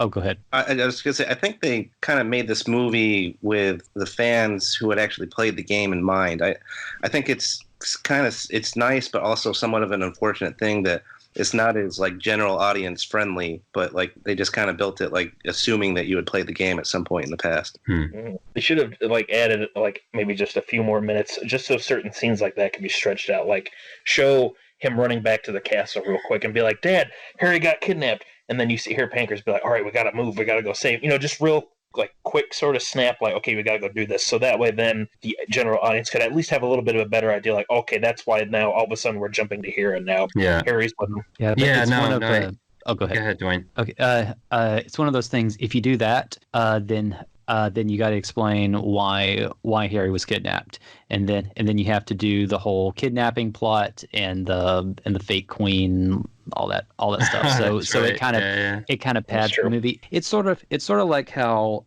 Jurassic Park the book and Jurassic Park the movie are two very different things, but they're still enjoyable. And if you see one, you want to experience the other. That was a good point. Yeah, and I definitely hear you on that, and Yangus, I agree with like getting a couple of extra shots in there, just him like running to tell his dad, and maybe the next scene is just Pancras like kicking in the door of a cell and like rescuing Harry, and then like they the next scene they just like cut to them about to get to that door, and then Lodja and his goons show up. I thought it would have paced a little bit better, but you know, it is what it is, and overall I think they did a good job with it. All right, should we move on to the dub and the sub here? Sure. Yeah. Now you all watched the dub, right? Yeah, I watched the dub. I haven't watched the movie again since Thursday morning. Same, dub for me. Yeah, I watched both. Yep. I did it all at once. I have been exercising so much outside in our new little home gym, and a couple of the machines are quite loud. So for about the past 6 weeks, I've had Netflix permanently with subtitles on. So I'm listening and reading at the same time. And I found that very interesting, watching the sub with the dub at the same time, because seeing how different things were translated, because they definitely don't mix, or they're definitely not word for word, the sub and the dub. They're done two different ways. And yeah, they didn't use the exact same translation, because there's even one of the scenes that I remembered was where we talked about this earlier. Sancho cries at the drop of a hat, and at one point towards the beginning, he's asked, "Sancho, are you okay?" And the sub says yes, and the dub says no. And I mean, they're complete opposites. But I mean, like, what's happened is like, no, I'm fine, and it's yes, I'm fine. So I mean, it really doesn't give different meanings or anything. But I was like, that's pretty funny that those are complete opposites. Maybe it was like one of those dialogue box choices where yes or no renders the same result. Exactly. And then one of the other ones, and I know this is, we're talking about the mouths moving, and I'm sure it was for that reason, but when Luca first runs into Sancho after he's escapes being a slave, and he's just laying in bed and he's asking Sancho to talk about his mom, the sub he's like, "Oh, she was beautiful and intelligent. It's just the best." And the dub is, "Your mom was so kind," and that's it. And so the sub seemed to have more, when they differed greatly, the sub had more to it. So I'm assuming it's the mouth movements more than anything else. That and just like Japanese in general is kind of, I don't know, they can kind of convey more in less time, which I know the way I'm speaking it sounds horrible right now, but to go back to an earlier podcast, I know what you're talking about. We just in December interviewed the guy who's done all the 3DS fan translations, and what he's stalled with right now on Joker 3 Professional, and what he stalled with on Dragon Quest Monsters 2 for the 3DS. He said it's almost all done, but he can't find the needle in the haystack, the one thing that will let him put text overrun in text boxes. Mm-hmm. Because the Japanese, it takes up like 40 characters and they can tell a whole thing. He needs to be able to have it scroll through like 90 characters of English text. Yeah, it's like Japanese can be kind of a shorter language at times, even though it can look long. Imagine if they had to do that in German, because how long their words are compared to ours. Well, I wonder what they do. Do they just when they're being professionally localized, what do they do in situations like that? Do they just crop story out and just make it shorter, force it in, or would they update the game code to like add extra? Oh, I'm sure they update extra the text game code. scrolls. Yeah, they can at least call Japan and be like, "Hey, where's the trigger to let us add another box?" Whereas Z6 and 4 did not have that ability. Yeah, I think they have to. And then if you remember, like when the company behind the Dragon Quest IV remake never came here, and that was because the company behind it took a sabbatical. So like the American side of the house then had no one to call up in Japan and be like, well, hey, how do you switch this in the game and reprogram this? Because they were unavailable. Yep. So yeah, it was a big part. Yeah, and it was their code, and they were the only ones that could work within their code and insert that script. But also in Dragon Quest IX, this was explained to me way better than I'm going to communicate it. But one of the reasons why Dragon Quest IX will crash is because when there's like a text prompt, it goes in there and it seeks that block of text for that region, and there are certain spots on the map. If you access all that, it tries to access everything at once, and then it just crashes. It's pretty rare, but it's all because of a massive text dump. Huh, never heard of that before. Yeah, I think it happens if you're on the boat and doing like certain quests, and it's in like a specific corner of the map. But it does happen, and that's all because it has to fetch the correct bit of text and the correct bit of formatting for that region, scenario, all that good stuff. I'll try and dig that up. It's actually pretty interesting. But with very few exceptions, I mean, going back to the dub, I think they did a very good job of getting the spirit of what was originally said. Like I've seen some properties in the past where I've seen the dub and the sub, and it wasn't even close to what was originally said. But I think overall, having to rewrite the script to fit the mouth movements, like they did a pretty good job of a couple exceptions of getting what was really really said in the original. Oh, yeah, this is like a top tier dub. I mean, the only thing that I think comes close to a dub this quality is Ghost Stories. Oh my god, are you talking about the one? I know the one you're talking about. It's not because you're a rabbit. It's because is that the one? Is that the right one? Yes. Okay, all right. I wasn't gonna finish that sentence. I wasn't gonna finish it, but I was hoping that was the right one. Was that horror anime? Yes. Oh, I know. Oh man. We're just like, if you want it, the sub is perfectly accurate, but the dub, they're just like, yeah, just do whatever. Oh my god, that was. I remember somebody on the Den posted the highlight reel of some of the things from that. Oh man, that was so funny. It could be, yeah. Oh man, but I guess to jump in on the dub talk, I really enjoyed the dub. I usually watch anime stuff with a dub. It's nothing against listening to it in Japanese. It's just I just usually default to the dub, just whatever reason. But I really enjoyed listening to it, and I thought everybody was very well cast. And sometimes when I play games or watch movies that have a dub, my brain kind of jumps to more so the voice actor instead of the character itself. I really didn't have that problem with the movie, other than what was it, like when I first heard Luca's voice, and like when he's a young adult, and I heard that it was Yuri Lowenthal. It's like, oh, okay, that's blah blah blah from this other game. But that was about the only time I just kind of got drawn in by the voice cast. They really did such a fantastic job portraying these characters, and it was really fun hearing them say a lot of these, Dragon Quest words and a lot of these Dragon Quest names and spell names and everything. And it just seems so natural for them to say it that you didn't even think about it sounding kind of funny in English. Yeah. And what's ironic is that something that I heard from the Japanese reviewers and people that watched the movie over there is that they weren't too happy about the actors that they got for their version of the movie, because there's a huge voice acting industry in Japan for all the anime that they do. And there's a lot of actors that do nothing but that. But instead of going for the industry people that usually do those films, those anime films, they actually went for famous live-action actors, like what we usually do for like Disney films and stuff like that. And they actually weren't happy about that. And I read some reviews where they thought they sounded kind of stilted because they weren't people that traditionally would do animated features. They normally would just do live-action work. I remember feeling that way when Final Fantasy: The Spirits Within came out.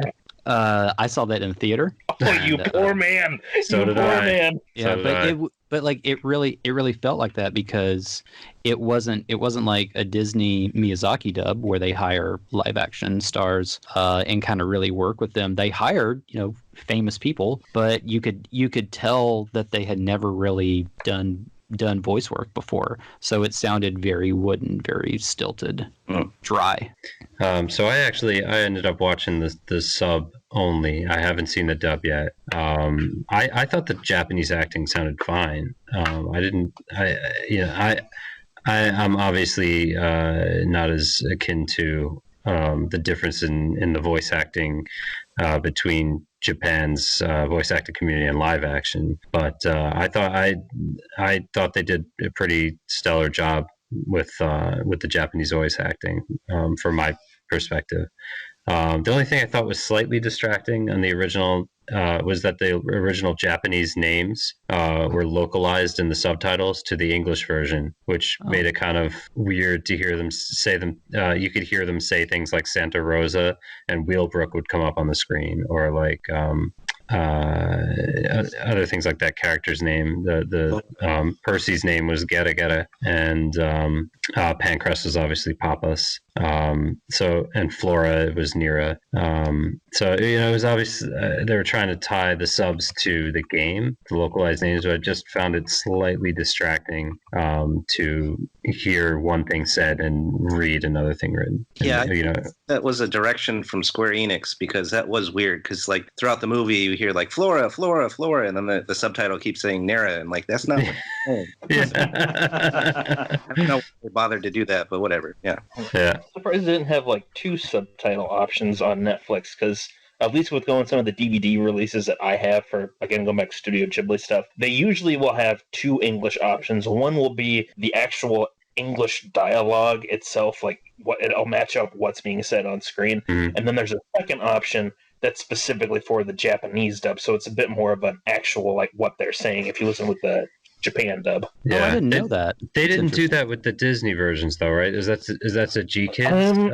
No, I think they do it with the Disney ones. Some of my DVDs are from the Disney ones. I'm like Howl's Moving Castle. I tried that one time and turned on the English subtitles. Well, I must have accidentally hit it twice, the little button on my remote, because then the subtitles were completely different. And I'm like, well, that's not what I remember seeing before one time when I had to turn the TV down low. So I did some looking, and yeah, it's one of the Disney ones. Okay, I'll have to check that out again, because I have no idea if the G... Oh, sorry, go ahead. I was going to try and get the G Kids versions, because I was always under the assumption that the Disney subtitles were not as accurate. Now, I don't know if that's with all the Disney ones. It's just with the few that I have, like House Moving Castle is the one I've checked, that has it. I'll have to look in some of my other ones, but I think like my copy of like Princess Mononoke and some of the other ones does have that option. So if you do plan to get the G Kids ones, I guess I would try and look into that and see if they do offer the dual subtitle options. Any other opinions on the subs versus dubs? One thing... Dwaine talked about a little bit before with the guy who did the voice in the dub for Laja. I thought it was really cool the way he sounded, and he did kind of have that Mark Hamill-esque sound to him. But I thought it was really interesting how with his voice, he was so able to just jump back and forth between being like real quiet and almost like sinister, and then he could just kick off that real evil cackle. Like, one of my favorite moments was when towards the end, when just before Laja completely dies, and you see just the last little bit of his body's life, and he's just like pretty much whispering every single line of dialogue that he says. Like, I don't know what it sounds like in the Japanese dub, if it sounds sort of similar to that, where he's sort of whispering his lines, but that was a really nice little touch. And I'd imagine that for voicing a villain, that the guy who did Lodge's voice in both English and Japanese probably just had a bald voice in that character. So I haven't listened to the Japanese dub, but at least as far as the English dub goes, he did a really great job with that character and had a lot of fun. Yeah, I had actually never heard of this guy before, so I just kind of did a quick look, and I looked at his Twitter account. He had a lot of really nice things to say about Dragon Quest: Your Story, and I was like, this seems like a cool dude. I'm glad he had fun. Nice. All right, with that out of the way, we're getting close. Let's talk art style, like the animation and the sounds together. I know we talked about it before. The sound effects, like the curse sound that played when the Zenithian sword was realized it wasn't there. I know they had a bunch of little spots like that throughout the game. But, I think we all know me talking about music and sounds is not exactly an ideal match made in heaven, so I'll turn that over to you guys. Well, I thought it was really cool how most of the music did come from the 3 Zenithian games, how you'd have like the battle theme from 4 would kick in, Battle for the Glory. You had music from 6. I think it was either Demon Combat, which is the final boss theme, or Monsters, which is the regular boss theme, kicked in at one point when they were fighting. But then you had a few times where songs from other Dragon Quest games popped up. Like you had To My Loved One playing at one point when Luca and Bianca were talking to each other, or maybe that was Luca and Nira. I don't remember at exactly what point. But I just remember that song kicking in, because the majority of the music did come from the Zenithian games, but there was a few songs from Dragon Quest 3, 7, 9, 10, and there was one from 11. It was that celebration theme. It was what's the name of that one? The Hero's Triumphant Return. That's what it was. Yeah, it felt like I'm sorry, go ahead. No, go ahead. It felt like an actual soundtrack, and I'll use the Heroes games as an example.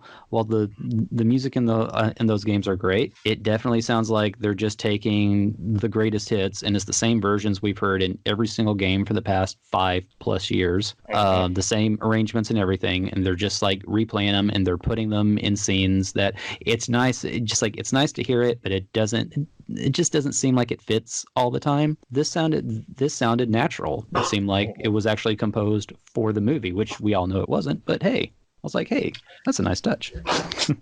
Well, Sugiyama, he was a composer for movies before he jumped into the games, wasn't he? Because I thought I saw somewhere that he did do a few movies like in the 70s and so. Movies, TV shows, anime, and all that stuff. Okay. Well, it could be then Oh, sorry. Go ahead. Also, he's got an art book that's due out in Japan next week. That's about his music on the Dragon Quest games. I'm not sure what it's called, but I looked at a couple preview pages for it because I found out there's 2 new Dragon Quest art books, and well, I guess I'm ordering those and paying $34 in shipping from Japan. But it's an art book for music. Mm-hmm. It's okay. They should have it on Amazon Japan and Play Asia too. They'll have sample pages, but it's all about his Dragon Quest music, and it's got a lot of notes and one of the composers that he works with. So if you're into that sort of thing, check it out. Yeah, I definitely will. I have to do that. As much, I know, won't get into it, but Sugiyama is kind of controversial, but I really do enjoy his music a lot. Like, to me, the games are just so complete with his music being present in it. So hearing the music in the movie was, for one, really cool. And I liked how at the beginning it sort of transitioned from the Super Nintendo or Super Famicom sound system of Toward the Horizon, the overworld theme from Dragon Quest V, and then it kind of transitioned into a full orchestrated version for a little bit. And then the rest of the movie, you had all these different Dragon Quest songs. And even though I've recognized what games they were from and what the songs were, they never felt like it was like intruding on the scene or just like, oh, they just put that song in just because it's Dragon Quest, you know? Yeah. Like anytime the overture kicked in, it felt like it really did belong. Like when Aelus finally is able to use the Zenithian sword and he pulls it from the sea, and when that overture kicks in and he's just starting to beat up those Gigantes like crazy, that was like, okay, that totally fit. I know it's the overture, but my brain didn't even think about it being just that song. It's like, yeah, it's an awesome moment, so it needs an awesome song for it. I like the sound effects too. We mentioned you mentioned the curse noise when the sword is missing. When he breaks into his house as an older man and finds the secret passage, they play the sound clip of like discovering a special item once the secret passage. I thought that was really cool. Well done. They didn't do any stairs noises, did they? Because that's something that that I would have expected, like them walking down the stairs and you hear like. No, but they did. I mean, there was that dun, dun, dun, dun, dun sound effect when the staircase did get showed. So I guess that's kind of close to it. Yeah, that's what I was talking about when he finds the secret passage. That's like a special item noise. Yeah. What is that? Yeah. Just in my playlist for it, it's just called Important Item Discovery. That's just the title of the jingle. So that doesn't help. But yeah, the art style was very modern. I mean, after day one, when they released that art style, everyone just making the same joke on Twitter about how to train your Dragon Quest. But it did look like they were trying to appeal to Westerners with the art style, despite the, I guess we'll get into the twist in a little bit on the theme, the theme that comes up at the end about nostalgia, basically. So yeah, it was kind of an appeal. It was appeal to both Western and Japanese audiences in a lot of ways. But yeah, overall, I liked the changes. I wasn't upset that they didn't go with the Toriyama style. I know that a lot of the Japanese fans and some American fans as well, or some Western fans, were upset that they didn't go with Toriyama. Dwaine, how did you feel about that? I was actually very, very happy with the art style of it. See, and like a lot of so the Dragon Quest Monsters Plus manga, it's, to me, it looks fine, but it doesn't look like Dragon Quest to me. It looks too anime-ish. And so there are certain instances where artists will take those Toriyama designs and it still has the original feel. I think Emblem of Roto does that very well, where it's still its own thing, but it honors the source. I thought the art style of this movie honored the source very well, while still doing its own thing. I think the amount of detail in pushing the character designs forward a little bit without them being overly designed, like the Michael Bay turtles, I thought was great. And just this entire movie, you can tell so many people put so much effort into modeling, texturing, lighting, which actually makes me kind of sad that this is like a 2 out of 5 star rated movie in Japan, because they definitely spent a lot of time on making this look wonderful and unique and original. And I think that's something the Japanese audience is missing, I would totally buy an art book with these designs, which is saying something, because I'm usually not a 3D render type of person, but I think a lot of these look like paintings. A lot of them look like 2D artwork.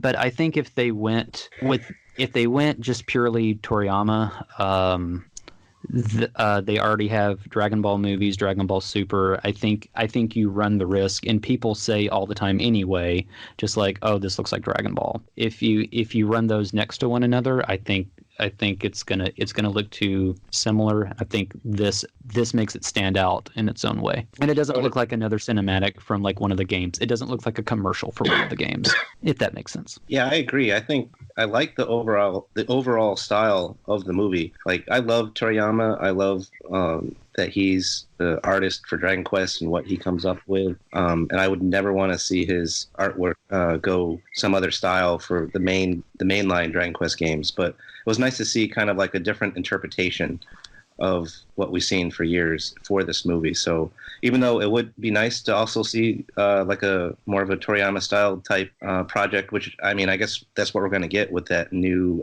Dai anime that's coming out. But yeah, I forgot about that. Yeah, I like the way that this movie looks. Despite it not being Toriyama, I still enjoyed how the artwork looked. Yeah, I was saying. Oh, I'm sorry. Oh, I was just gonna say I do agree with you guys about how the way it looks, because I mean, yeah, it doesn't look quite like Toriyama stuff exactly, but I felt like the way that they designed them, it still had some of the looks and charm of Toriyama's characters. Like, I loved it when Harry came in towards the end of the movie with the ship, and he still had that look, but now he had all this extra armor and stuff. It's like, that's a really, cool idea to sort of expand on his design that Toriyama originally made. And one of my favorite new designs was how they made the killing machine / the robots towards the later half of the movie, how they made them look in that 3D. There were so many nice little extra details when looking at them. Like, I loved how when it showed a close-up of their eye, or their little scan, whatever you want to call it, how there was like little extra details to it, like almost like little extra circles and I don't know what the right words would be, but essentially it looked like it was like a bunch of little components together making up what essentially, if you pulled away, it would just look like one big glowing beam. So little details like that were really cool to see, and how they changed the monsters in some of the world. Pendy, you also mentioned something about the join party queue. Oh, yeah. I remember when that was like, so I loved where they put all the music in this game. Like, had no complaints about it. It sounded very natural, and it was great selections and great choices for where they put it. The only one that was kind of weird to me is where they had the join party theme, where Harry and Luca, they come back to Coburg, and that kind of plays in the background. That was kind of weird, but otherwise, he's leaving, right? He's leaving, yeah. Yeah. He rejoined the kingdom. Hooray! So that was kind of weird, but other than that, I loved where they put everything. It was perfect. The only thing, someone mentioned the stair sound. The only other thing that they did not put in there that unless someone can correct me, is I don't think they used the level up cue at any point in the movie. That would have been cool too. But oh yeah, they didn't do that. I don't remember hearing that at all. But I mean, there's so much music and sound effects that they do so well in this movie that I don't have any complaints about that. It was great. Yeah, even the zoom. Oh yeah. Yeah, there is that sound effect. Yeah. Yeah, and I think the monsters zoom right after them, which I think was pretty cool. I've never seen before. There was actually a zoom chase. Mm-hmm. It's so funny it was Gigantes too that did it, because just going off of in the game, they can't do any magic whatsoever. They're just more like a wall of muscle that just gets a lot of health and defense. That's all. They don't know spells whatsoever. Well, these were particularly level Gigantes. Yes, this is true. They broke the level. They broke the level cap. But for music, there were only 2 times where I thought there was kind of odd music choices. And actually, I think it was Dockhill, or if that's how you say his name, on the Den brought it up, where when Bianca's turned to stone, the music Saint from Dragon Quest V starts playing, which is that nice somber song that plays like when you wake up in the church after you've escaped from the cult after building the temple. It's that really nice, peaceful one. And that starts playing when she's turned to stone. And that didn't really fit, because you had Lodja like leering over her, holding her up, and it's this nice, pretty song playing. That didn't make any sense. And then the other one and I was kind of surprised this wasn't the credit song, and only because of what game it's based on. I'm surprised that Bridal Waltz only played at the point where Luca proposes to Bianca, and it didn't play at all during the actual credits, because like in the game itself, Bridal Waltz is the final song you hear of the game, and like when it gets to the end, that's when the song ends off. And you see cherry blossoms like falling through the sky. It's like, oh, hooray, we did it! We saved the world. It was weird that they chose Into the Legend from Dragon Quest III to be like the last credit song you heard. I get why they did that, because it's sort of, it's your story, so it kind of makes sense that they would use that song. I'm just surprised that wasn't used, like even just for a little quick snippet at the end to kind of lead into that song almost, or to lead into the Legend. But that's probably just a really minor nitpick. I'm a bit of a Dragon Quest music nerd, I will admit it, but I was just kind of waiting for that song to kick in when the credits are rolling. That does remind me that when I went and saw the movie in Japan and they started rolling the credits, that was something where not only did I want to see, what they did with the credits, but just to kind of sit there and bask in the Dragon Quest music that they were playing was just an amazing experience in a theater. Mm-hmm. You've been to a couple of his concerts, haven't you? I went to that same trip. I went to a concert. It was that's what I thought. First time that I had done that, and it was actually Sugiyama was the one that conducted the concert, because he doesn't do it very often, and it was an amazing experience. It was great.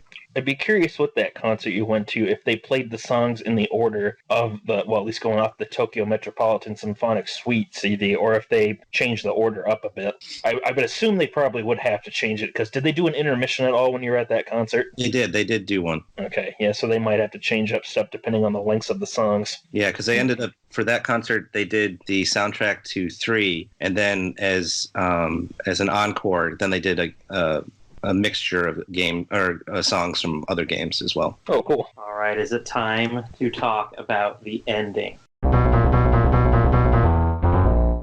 Oh, no. Oh, no. Yeah, the infamous twist. I'll start it. I know, Liam, you got a lot to say. Everybody else will, too.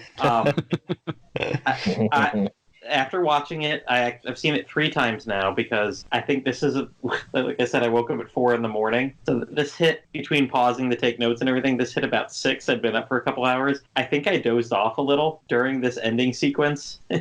So, like, later on Thursday, I rewatched, 20 minutes of the battle and everything and caught some more, and then I watched it again tonight. So maybe I've watched it 2.5 times with the first, but I don't love it, but it's okay. I've come to peace with it.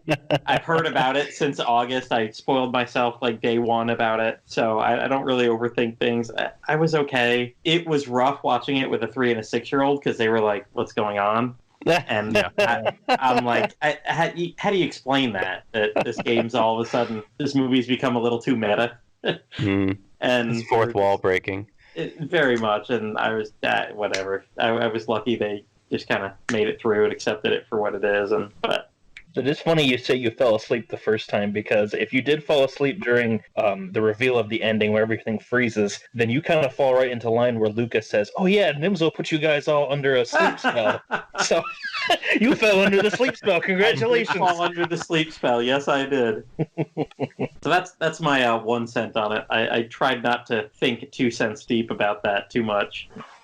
So, I mean, as soon as I saw what they were doing with it, and I did avoid spoilers until I watched it on Thursday.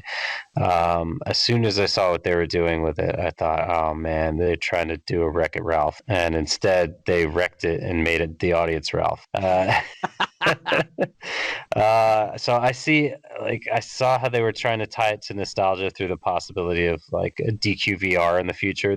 That I thought was cool, but overall, I just thought they were just. It was really just a middle finger to the plot of the game that the audience loves for being very plot heavy. And, I understand the majority of the audience's reaction. While it does bring to light the fact that we have our own experiences with these characters, the twists mean that none of the characters in the story we watched, just watched, really matter except to the individual. It's funny, all the questions that the hero asks to the virus can be applied to the audience, from the audience to the filmmakers. Why are you doing this? Why won't you let us be? That's it? What kind of motive is that? And then, Maniacs, you blew it up. and Turn you then, all to hell. and then consequently, the virus's response to the filmmaker is the filmmaker's response to the audience, which is that's just the way it is. And the more audacious, grow up, loser. I thought that was really ballsy of them to put that in. So It was like, jarring. yeah, the coup de grace of fuck you. That was very jarring when he said that. It's like, did I really just hear that in a Dragon Quest movie? My immediate response to that line was like, wow, they're really fucking with us. Oh man. Yeah, I agree that twist, it just cheapens all that happened before, since now you realize, oh, it's all simulated, it was all fake. So basically the plot of the game boils down to a bored hacker trolls VR game, the level of Dragon an arcade VR game. An arcade VR game. Level Dragon Quest and an effective antivirus program saves the day. I mean, like, at least in other anime, when they when they use this kind of trope, there's more at stake. Somebody's life is at stake. There's a cool mystery or something. But no, it's just like, it's a bored hacker that wanted to screw with people. Is basically what the movie ends up being about. And then plus, if Luca looked like go ahead. Look like that one WoW player in South Park, and he was trying to help this dude, that's one thing, but it wasn't, not at all. Just awful.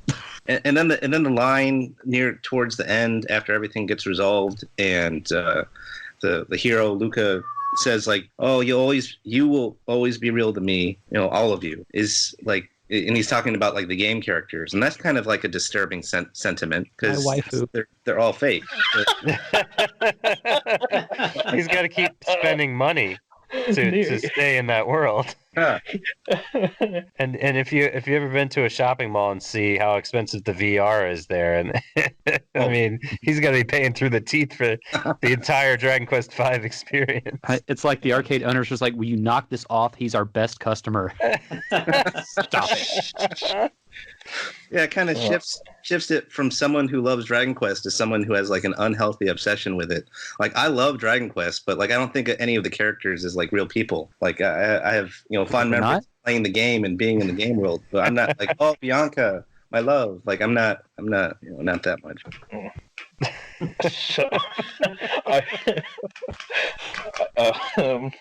I guess I'll jump in now and give my opinion. But so I knew about the spoilers back in August or whenever the movie originally came out, and but my interpretation going into it, from what I had heard, was that it was going to be like far worse than what it actually was in the movie. Like, I thought the entire ending portion was just going to be like everything broke down.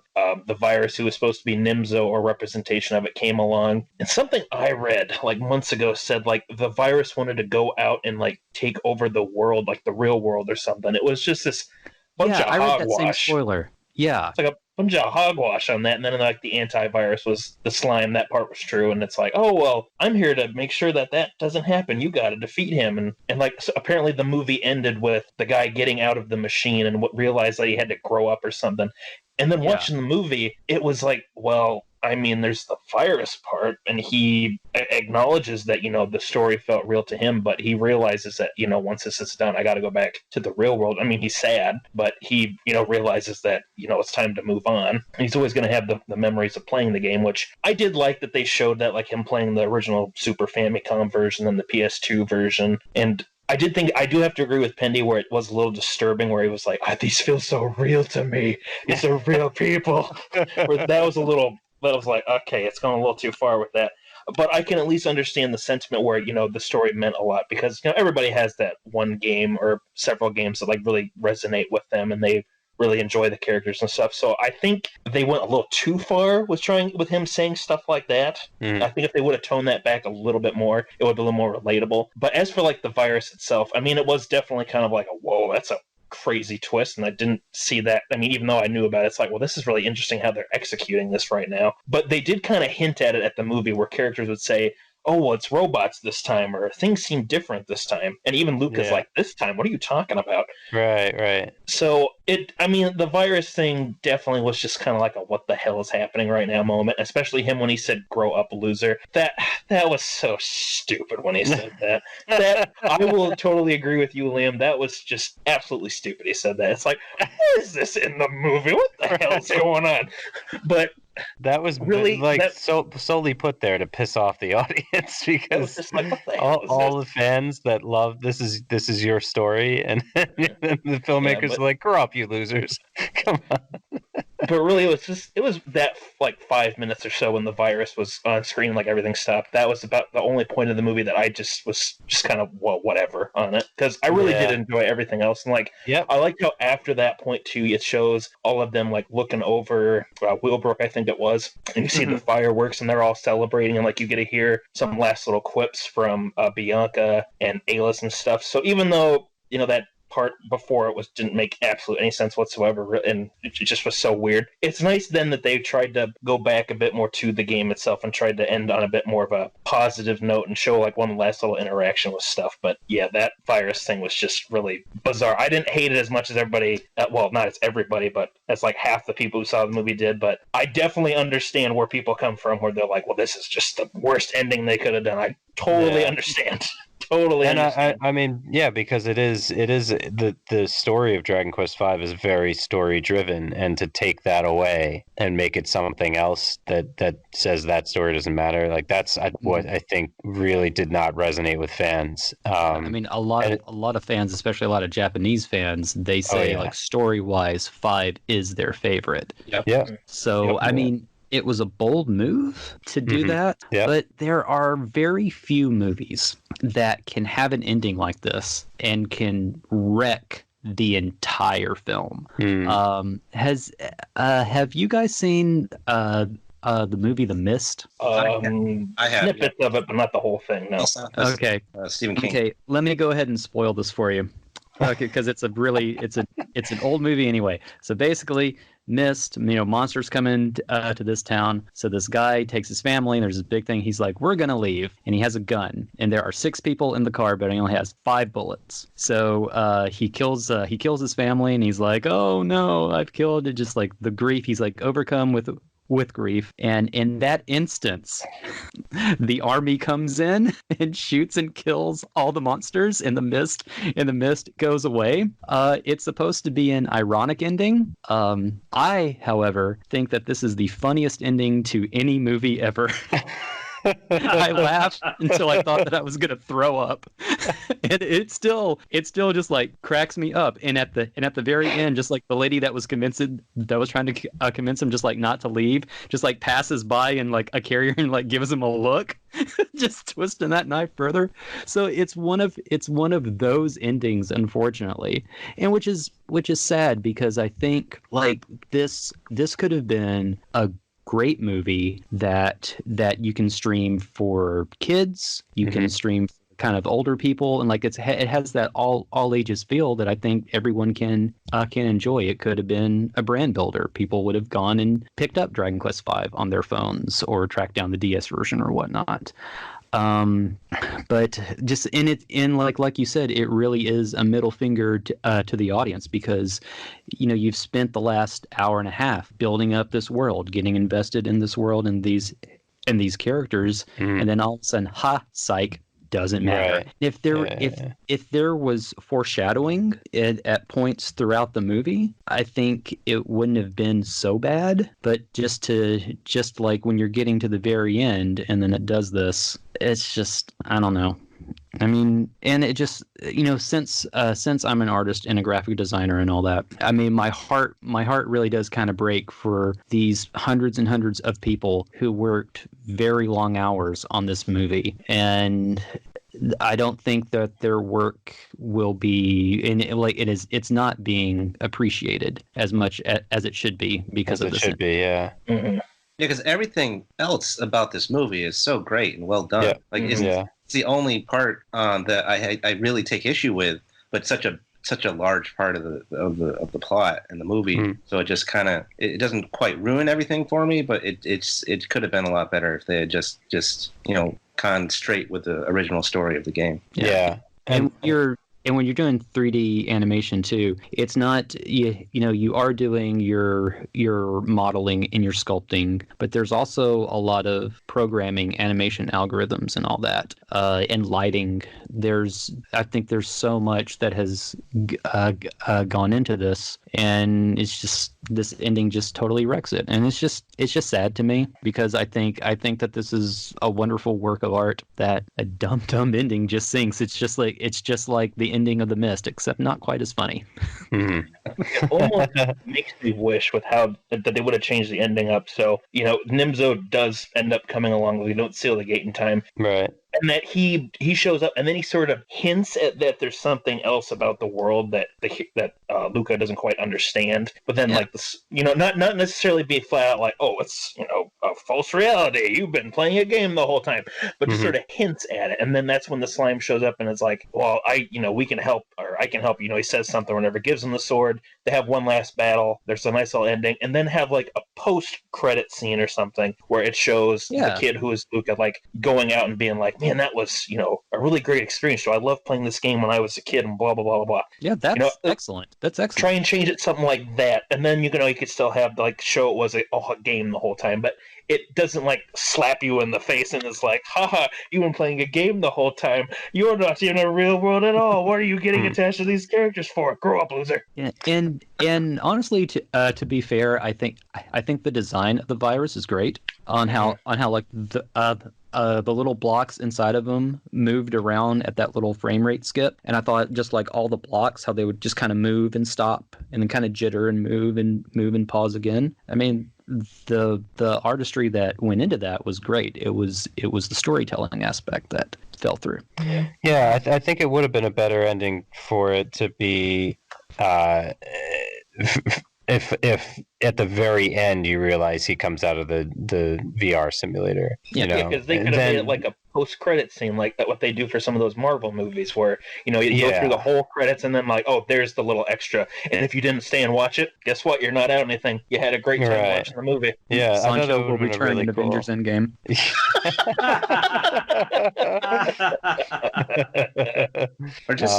or just take that concept and make it, raise the stakes of what was going to happen. Like maybe, I'm sure, I think they've done this before, but like maybe the virus was going to get out and actually infect something else or something more important, or maybe the virus is getting out and then everyone's screwed or something like that. But it was just the whole explanation was like, oh yeah, it's a hacker. He was bored, so he wanted to screw with the game. Like that's all. Yeah, a DQ hating hacker. Yeah, and also maybe the virus could have been someone Syphilis. like from DQ6. It could have been Deathmore or Dark Dream. How they would kind of invade other worlds a little bit.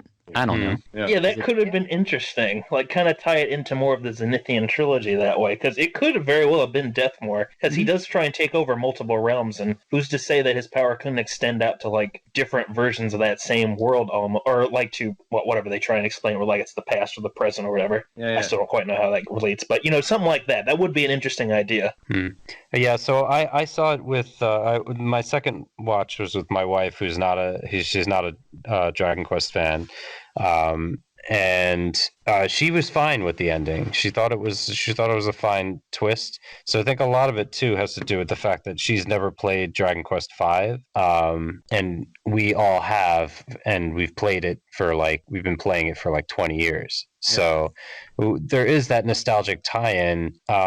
This might just be a fans-only film. It might be one of those things where it's made for fans, even if it messes with fans at the end. And that was one of the things that I was thinking of on my second playthrough. The other thing I was thinking of was re-editing it so that you just take out the virus ending altogether. You cut it when Alice is falling, you maybe just fade it out so that the music doesn't cut awkwardly, and then you fade back in when they're like all on the ground together, celebrating like the victory. Something like that, and just make like a for fans only edit of the movie. You could just do that and just have it be a Dragon Quest V movie. Let's see what you need to do, and just to bring back a Monty Python joke again, you need to cut that part, but just have that dumb intermission part from like Monty Python and the Holy Grail, where there's like the rainbow colored intermission screen and that like annoying organ music playing where it's like dun, dun, dun, dun, dun, dun, dun. Just have that interrupt that part of the movie, and all of a sudden it just cuts to the end where it's like, oh hey, I beat Nimza. Or had the JoJo to be continued. Just the giant pillar shoots out of the sky and just hear the do do do do do do do. Yeah, or the Eric Andre will be right back. There you go. Well, when that did happen and the movie freezes like that, I at first thought there was something wrong with my Netflix, because I was having internet troubles that morning. So I was like, did the movie freeze up? Well, then it cut to another shot. I'm like, okay, no, this is actually happening. And it's like, oh, now we're getting to that ending. Yeah. So let me ask you this. Is it better to see, and I have a point to this, is it better to see the ending, even if it's bad, than to watch an entire series and not see the ending at all? I think I see where you're getting at. Yes, because I was watching the Dragon Quest Abel anime, and I was watching the fan sub series on YouTube, which I was very happy to see. I was very glad that it was complete. I had gone on my vacation to Washington in Oregon. I had come back. I had 3 episodes left. I watched episode 40 on Thursday, watched 41 on Friday, and on Saturday, finally, 30 years, I've been waiting to see the ending of this series. And hit play on episode 42. I was greeted with a copyright claim from Toei Animation. Oh, no. Oh, no. They hadn't done that to any of the other episodes. In fact, I'm pretty sure they're all still up except for this one. And at this point, I am convinced that this is a personal attack on me by Toei Animation. Just like, you did this just to be dicks. Yeah. That's the only explanation, because they only did it for the final episode. Why would they claim the last one and not the entire thing? Yeah. They did do something like that I think it was last year in Japan. Evo 2019 Japan, they were going to have Dragon Ball Fighters, like the which had been the newest fighting game from that series, and a lot of people really liked it. But it was either I think it was Toei Animation that came along and was like, no, you can't have that game at the show. And everyone's like, well, why not? Something about copyrights, or they wanted extra money for it. I don't know the exact details, but like Toei just came in and was like, nope, you can't have that. So they just seem to have a vendetta against anything Toriyama related. And it's like, oh, you want to enjoy that? No, sorry, you can't. Well, and honestly, I think it's because the amount of rights that Toriyama puts over his work, which, I mean, as an artist, I think he's fully in his right to do that. But at the same time, this is getting expensive, because especially with Dragon Quest, you have to pay him for every single art asset. Wasn't the Abel anime the one too where they didn't credit him, or was that just in the English version? That was the English dub. That was Saban. English dub.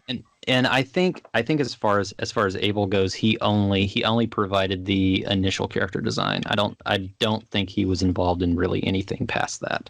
Kind of like Dragon Ball GT. Yeah. It's like, I'm gonna draw this here. You guys have fun. Well, and that turned out so well.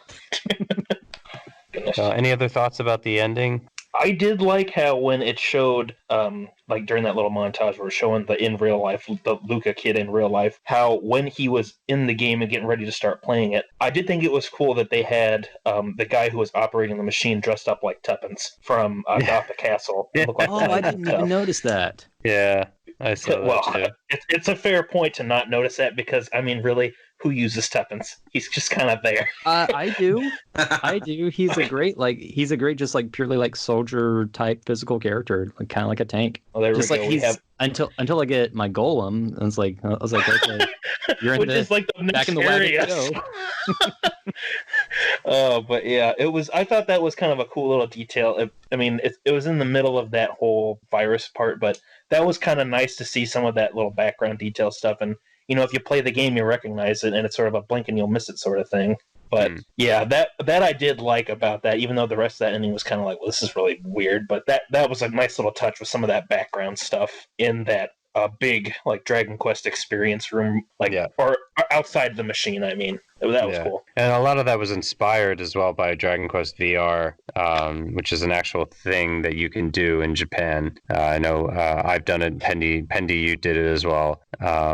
Where you're in a giant room with a VR headset on, just kind of slashing a sword at these monsters all around you. And so I think what this is doing is trying to kind of show you the future of a possible Dragon Quest VR, where you can experience in a much larger world in real time.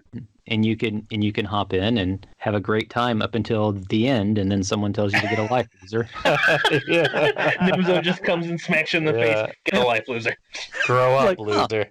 Money well spent. I was disappointed that we actually did not even get to see Nimzo, and they talk about him. So that's one of the things where even if you cut out the virus part, if you just crop that out and just have the movie itself, you're still not going to see Nimzo. The Lodge would be like the only final boss you get for that movie. Yeah, because the entire cult aspect really wasn't in there, because there's Ibul, and I don't remember what they renamed him in the current localization, but he was the little crocodile guy. He was supposed to be the head of the cult before Nimzo Mildrath. What was his name? Oh, sorry, go ahead.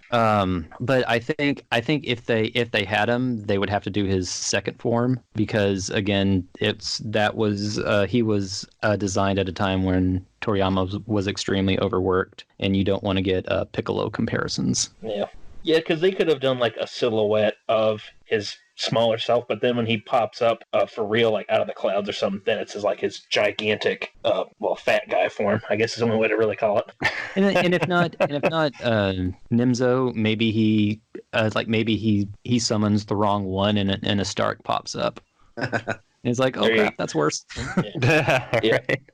I kind of was distant. Oh, sorry, go ahead. That way, it doesn't benefit Lodja either. It's just like everybody's in trouble now. That would have been fun. I don't know. Yeah, it was too bad, just from a music point of view, that we didn't get to hear Nimzo's theme, because the song is just called Satan, which is fitting considering his second form. But it was really kind of disappointing that didn't show up at one point in the movie, because that is a pretty cool boss theme with how it's really quiet for the most part, but then like you have the woodwinds that come in, they get real loud, and like it just kind of builds up in volume as this is going on. I thought that would have been kind of a cool song, even if Nimzo himself wasn't in the movie, to have that playing during like one of the final battles, like to show that as he's getting closer to Lodja during that fight, like going up the stairs, like the music gets more intense and more intense, like because that's how the song works, just to kind of have that reflect the scene that's going on and what you're watching on screen. So yeah, I mean, overall, the best parts of the movie were without a doubt the DQ5 story elements. But it's almost like you have to kind of critique it from like two different angles. It's like, one is like what we wanted the film to be, and then what it ended up being in terms of like what they were trying to do with tying nostalgia. And I know Platy, you picked out that they actually had, when they go and do the flashback where he's just getting the Super Famicom Dragon Quest V for the first time, he's like blowing into the cartridge. Who blew into their Super Nintendo game? What's that? Who blew into their Super Nintendo games? Who blew into Nintendo games? NES. Was that the Super Nintendo games? Oh, God. Sorry, I had to do it. I thought that was a cute moment, though. Yeah, it was funny. I didn't really think of it as like a Super Nintendo thing versus Nintendo thing, but it was funny. Plus, it was a brand new game. Why would he have had to blow into it? No. He's really hard with his games. He's really rough, just throwing them around everywhere. Yeah, I only ever did that with my Nintendo games because they wouldn't always work the first time. But Super Nintendo games, like, they just always worked every time, so I just never ended up using that trick, which wasn't something that worked anyways. But yeah, I remember having to do that at my grandma's place, when not with the Super Nintendo, but with her Nintendo 64 she had at her house, because I don't know if it was the system itself or the games, but you kind of had to work to get the games to work properly. You might have to take it out and try blowing in, which is actually not a good idea for doing that for cartridges. But, you just had to kind of try different stuff. And then eventually when it started working, it's like, okay, we can't turn the console off anymore now, guys. We have to just keep playing Mario Kart 64. We can't do anything else. I always wonder if Nintendo, because like they kept telling people like do not blow on the games, clean them properly. Here's a cleaning kit. We'll give you instructions like do not do this, do not do this, do not do this. And people kept doing it, and people make shirts out of this now, and like all that. It's probably how Tide feels. It's like we keep telling people do not eat the Tide Pods. Keep doing it. Like, damn it! How many times do we have to tell you people? Well, I guess that's why they put that special coating on Switch games so people won't put them in their mouth. Mm-hmm. Yeah, I only just found out about that like a week ago, and I'm like, they do that? Really? I mean, it's not a bad idea in case little kids are around, but I mean, who goes around and licks all their cartridges or CDs or whatever? And the thing is, I do it as just like if they hadn't told anyone that, it would have been fine. But they told everyone that, and now we've got tons of YouTube videos of people putting Switch games in their mouth to taste test it. Oh my God. Like that was someone's job to develop a specific flavor to coat Switch games with. Like someone got paid for that. I want to know who. That's an interview that I want to read. The guy behind like the vomit flavored jelly beans from Jelly Belly for the Harry Potter movies. Oh yeah, for the Birdie Bots every flavored beans. Yeah. Alas, you're whacked. Well, it would be really funny if, and not that I'd ever test this, but just going to another game real quick. If you guys ever played Pikmin 2, there's little journal entries, and one of the journal entries for one of the enemies you can encounter on the overworld is this big rock-looking monster. Well, the other captain that you can control, he gives you notes on like what monsters and like enemies will taste like. When you get to the rock monster one, he's like inedible, tastes like chicken. It's really funny. And you guys just talking about like that, what taste would they have to make? It just reminded me of that. Because really, why would you pay somebody just to make a taste like that for a cartridge? That's so funny. And they had to have people test it too. They had actual taste testers.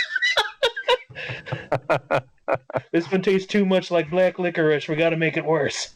Right. I like black licorice.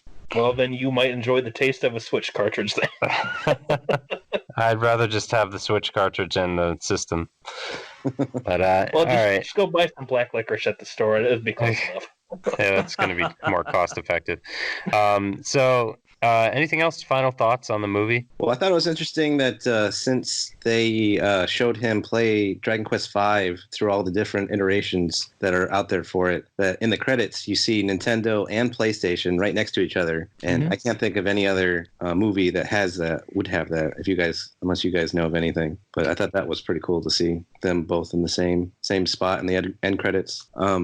Something else that I've been thinking about. I'm one of the admins over at Dragon Questers Facebook group. So now that this movie's been out for a little bit, I'd be interested to see kind of like what the community thinks about it, and see like, just put up a poll and be like, hey, do you guys like it? Do you dislike it? Because I'd like to be interested to see like, what the American audience, the American DQ fans think of it compared to the Japanese fans. Because so what I've seen so far, like on IMDb, like out of 10, it rates like at a 6.2 right now, which is kind of like, it's not like bad, but kind of average, but not really great either. There's really not much on Rotten Tomatoes yet. I think it has like a 60% audience score of 60-something% people liking it. There's not really a lot of critics out there yet, so there's not like a lot of reviews that you can find. What's funny is that the plot synopsis on Rotten Tomatoes is actually the plot synopsis for the Die anime. It's not even for The Right Thing. I thought that was funny.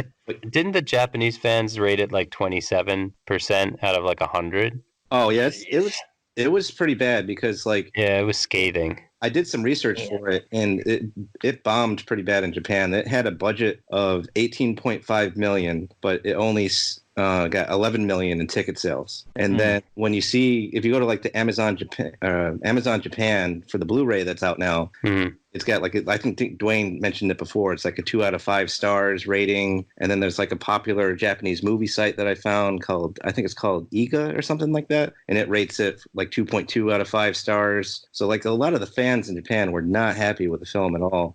And Pendy, you saw it in the theater with the Japanese audience. What was their reaction like to that final scene, the twist? So there wasn't a lot of people in the theater when I was there, and I don't think it's just because it didn't do very well, but because I saw like a weird, like a 10 a.m. showing because of my schedule. But there was a few people in there, and I just heard a lot of murmuring, like when that.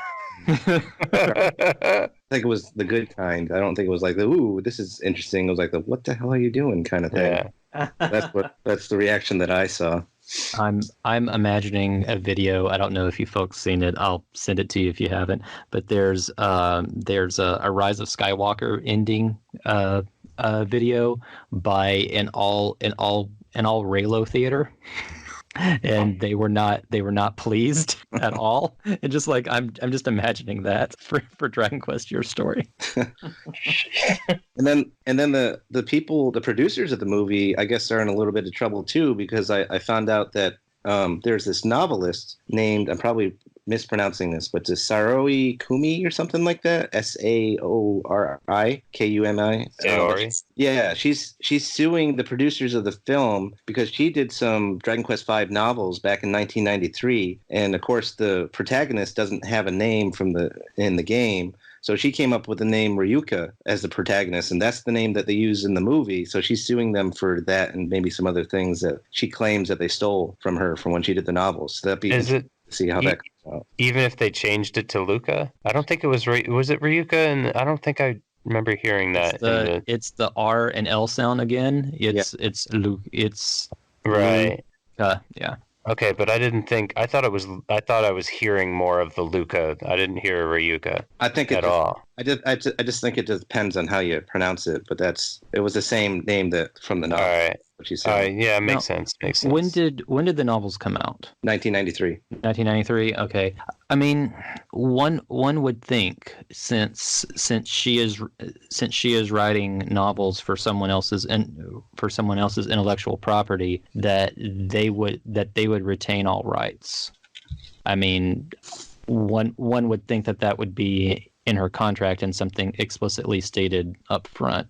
Yeah, I don't know how it works in Japan, so I'm not sure. Yeah, because like I know they do like fan comics and or like I think Disney got in trouble a while back because they had hired a fan artist for their Frozen 2 promotion, and I think the artist plagiarized. They did something, I don't know, but ultimately it falls on Disney because whatever the artist did or the writers did, that's still their own.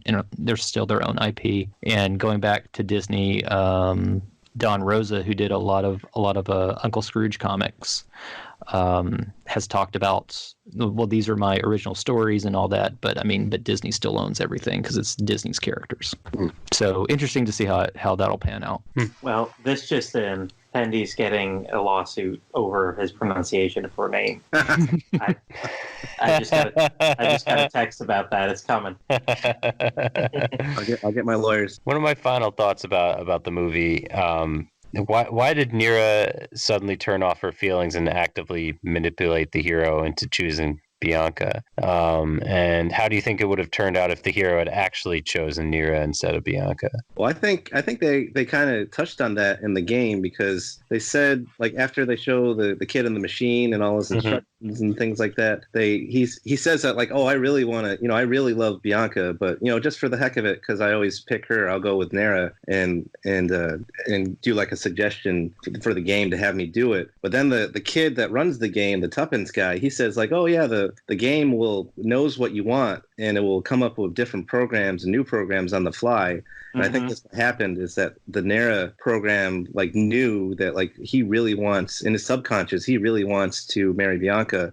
So where they come up with the whole witch character and that whole little subplot. And they have that whole scene after he drinks the potion where it bursts through the suggestion that he puts into the game to marry Nera, and then it goes into his subconscious. is Bianca, and that's what inspires him to make the choice of who he really wants to be with. Yeah, and that scene right there is the biggest foreshadowing of the ending. Yeah. Because of the menus? Yeah, the he's literally flying through menus, yeah. Well, I thought it was more so because of, like, when you look at the bubbles and, like, everything down below, everything's real pixelated looking, real square, rather than being just like, what he's supposed to be underwater, like what a normal bubble would look like, just a standard circle with the reflection to it. How it all looked very, how would I put it? Like, pixelated. Yeah, like more pixelated or more built rather than being more natural. So, but definitely the menu part, that definitely seemed like, okay, this is kind of weird.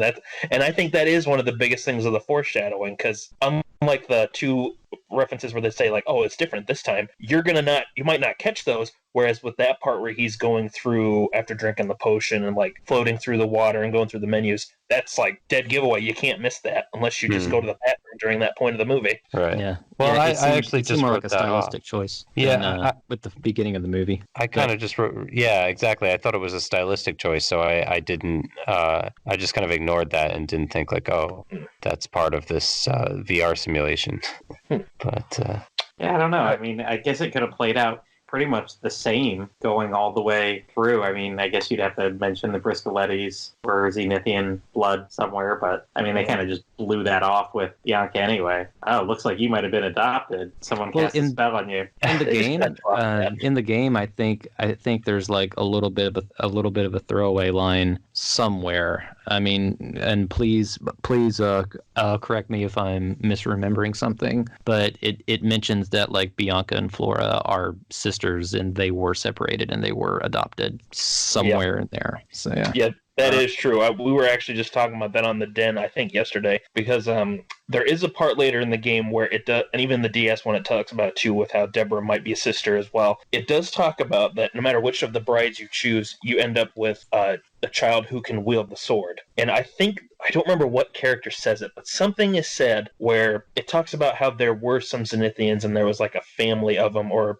it might be in party chat where Nira, Bianca, and Deborah all kind of point out, like, well, I did sort of feel this connection with Bianca, or I felt this connection with Nira. Like, I've known her for a really long time, even though we may have just seen each other for the first time, or however exactly it words it. So you aren't wrong on that part, Dwaine, but it's been a while since I played it, so I don't remember exactly what point it is where they say that, but something is mentioned about that. So what kind of assholes do we have in the future where we're writing viruses for arcade machines?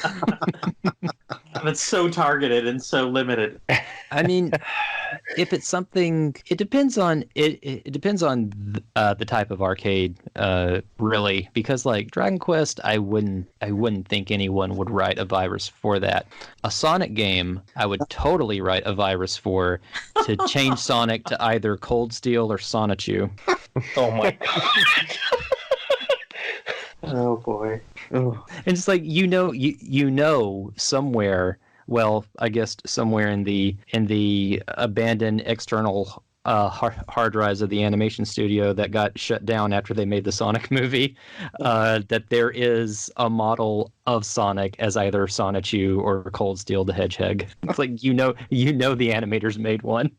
Well, I'm just going to assume that with this new Sonic movie that came out, like, the ending's going to be the old design of Sonic comes out of nowhere and is like, I'm the real Sonic. Who's this fake? And they have some sort of fight to the death. And the thing is, just like, and again, as an artist and a designer, sometimes clients make choices that we don't always agree with. So what we do, we'll stash away drafts. Just like, we'll just keep this here just in case. And I imagine that's what they did. It's like, we're just gonna have this. It actually isn't, because my wife's friend worked on the redesign. Really? She was over visiting for Christmas from cool. Japan, and she, I think the redesign at that point had been distributed to the internet, and everyone loved it much more than the original, and she was very pleased at that. But they actually spent a good number of months working like really, really hard on I guess just like redesigning and remapping everything. Oh wow! Tell me more about that in DM, because I would love to hear about that. Yeah, absolutely. And like and like the Sonic movie that we should all go and see because they actually listened to the fans and made something nice. Square Enix did go out of their way to make something nice for us, and they spent the money to make it look very pretty. They spent the money to give us a really good dub. So I think all Dragon Quest fans owe it to themselves at least sit down, watch it once. Maybe we can get a timestamp on the ending so we can tell people where to pause it just in case. Just like, stop here. And I mean, if fans like it, show your friends, see if they like it too. Show some kids, see if they enjoy it too, see if that inspires them to pick up one of the games. Because every little piece of Dragon Quest media that we can support here in the States, we should, because it helps. Yeah, and I would say if you're gonna like go on Netflix, just don't write a review that's bad, just because you hate the ending. Because the overall, I would say the movie is pretty solid for the DQ5 story elements. And if you want to write a review that says just that, go for it. But I wouldn't put shit stars just because the ending sucked. Yeah, because it's still a perfectly enjoyable film up until that point. And there's not many movies you can say about if a movie ends poorly, it's a bad movie. Yeah. I mean, I saw Hustlers in the theater, and that was the worst movie I've ever seen. And so now I judge every movie by that. And so it was definitely better than Hustlers. Worst movie you've ever seen. That's I'm sure you've seen a lot of movies. I've seen some bad movies. And it's not that the acting in the movie was bad at all. Just the story was bad and the characters were just ugly. I hated that movie so much, but that's going to get long. But yes, it's much better than Hustlers. All right, are we at Marry Thwack Puff Puff at this point? I think we should. And you know what? This is a great time to point out that this nice little short episode, it has easily passed into the realm of being our longest episode ever. Oh really? Oh wow. So Zachary, I don't know if we're going to blame you on that one or not. Well, I am part of the episode, so yes, you should probably go ahead. Yeah, you were the longest one before that? Yes, he was. I held the record, baby. I'm still holding that record. Well, that was Dragon Quest VII, so that's understandable. We could have talked about that for a lot longer if I were. Oh, but yeah, we're at 2.5 hours now. I'm sure all of you listening, it's less because I use a compression software to get rid of some of our silence. So maybe we're 2 hours and 10 minutes. But unless we stopped talking in the next 5 seconds, we are probably going over. Although we're right in our realm of our normal episode length. So thank you. There was that solid 20 minutes when we just breathed heavily. Just breathing intensifies. Okay. Well, that sounded so moving weird right along. I was going to say, your breathing might intensify, Dwaine, when we ask you to answer the Marry Thwack Puff Puff question. So, well, one can only hope. We're obviously keeping this your story themed. So since we don't have Deborah in here, we had to pick somebody else to make our 3 DQ characters. So Dwaine, we'll start with you. Your Marry Thwack Puff Puff, and everybody else think about this too, is Bianca and Nera, obviously. But we're gonna throw Mata in there. Oh, I was hoping you'd say grandmas. Yeah, how about Nera as grandmas? Oh, that makes it too easy. Well, okay, I'm sorry, but who are you guys talking about with grandmas? I don't recognize that name. Grandmas is the witch character from Dragon Quest VI, but that's essentially who Nera transforms into when she's manipulating the hero. Oh, that's the old lady that Millie's with in that game. Mm-hmm. Okay, yeah, right, I know what you're talking about then. Okay. Yeah, she's called something else in the new version. Yeah, what's her name? Because she speaks in the third person whenever she says her name, but I don't remember what it is. It's some fortune telling pun, I think, but I just can't remember it right now. Yeah. So as far as oh, go ahead. Oh no, sorry, Dwaine, are you answering first? Oh yes, I will. Okay. I will answer first. I'm gonna go ahead and thwack Mata because she's just destined to die anyway. Well, you just opened the door to Nadira. Oh well, had to be done. It had to be done. I have to. I'm a loser. And I have to get a life. Anyway. The virus just got out. Puff Puff Kill the Nira, movie. marry Bianca. It's no question to me. All right. Nira is very nice, but Bianca's more endearing. So easy choice. Okay, Pendy. So, especially being in the Dragon Quest kind of world that it is, where life is a little more tough than it is in these modern times, I would say marry Nira because of the money. Get the easy life.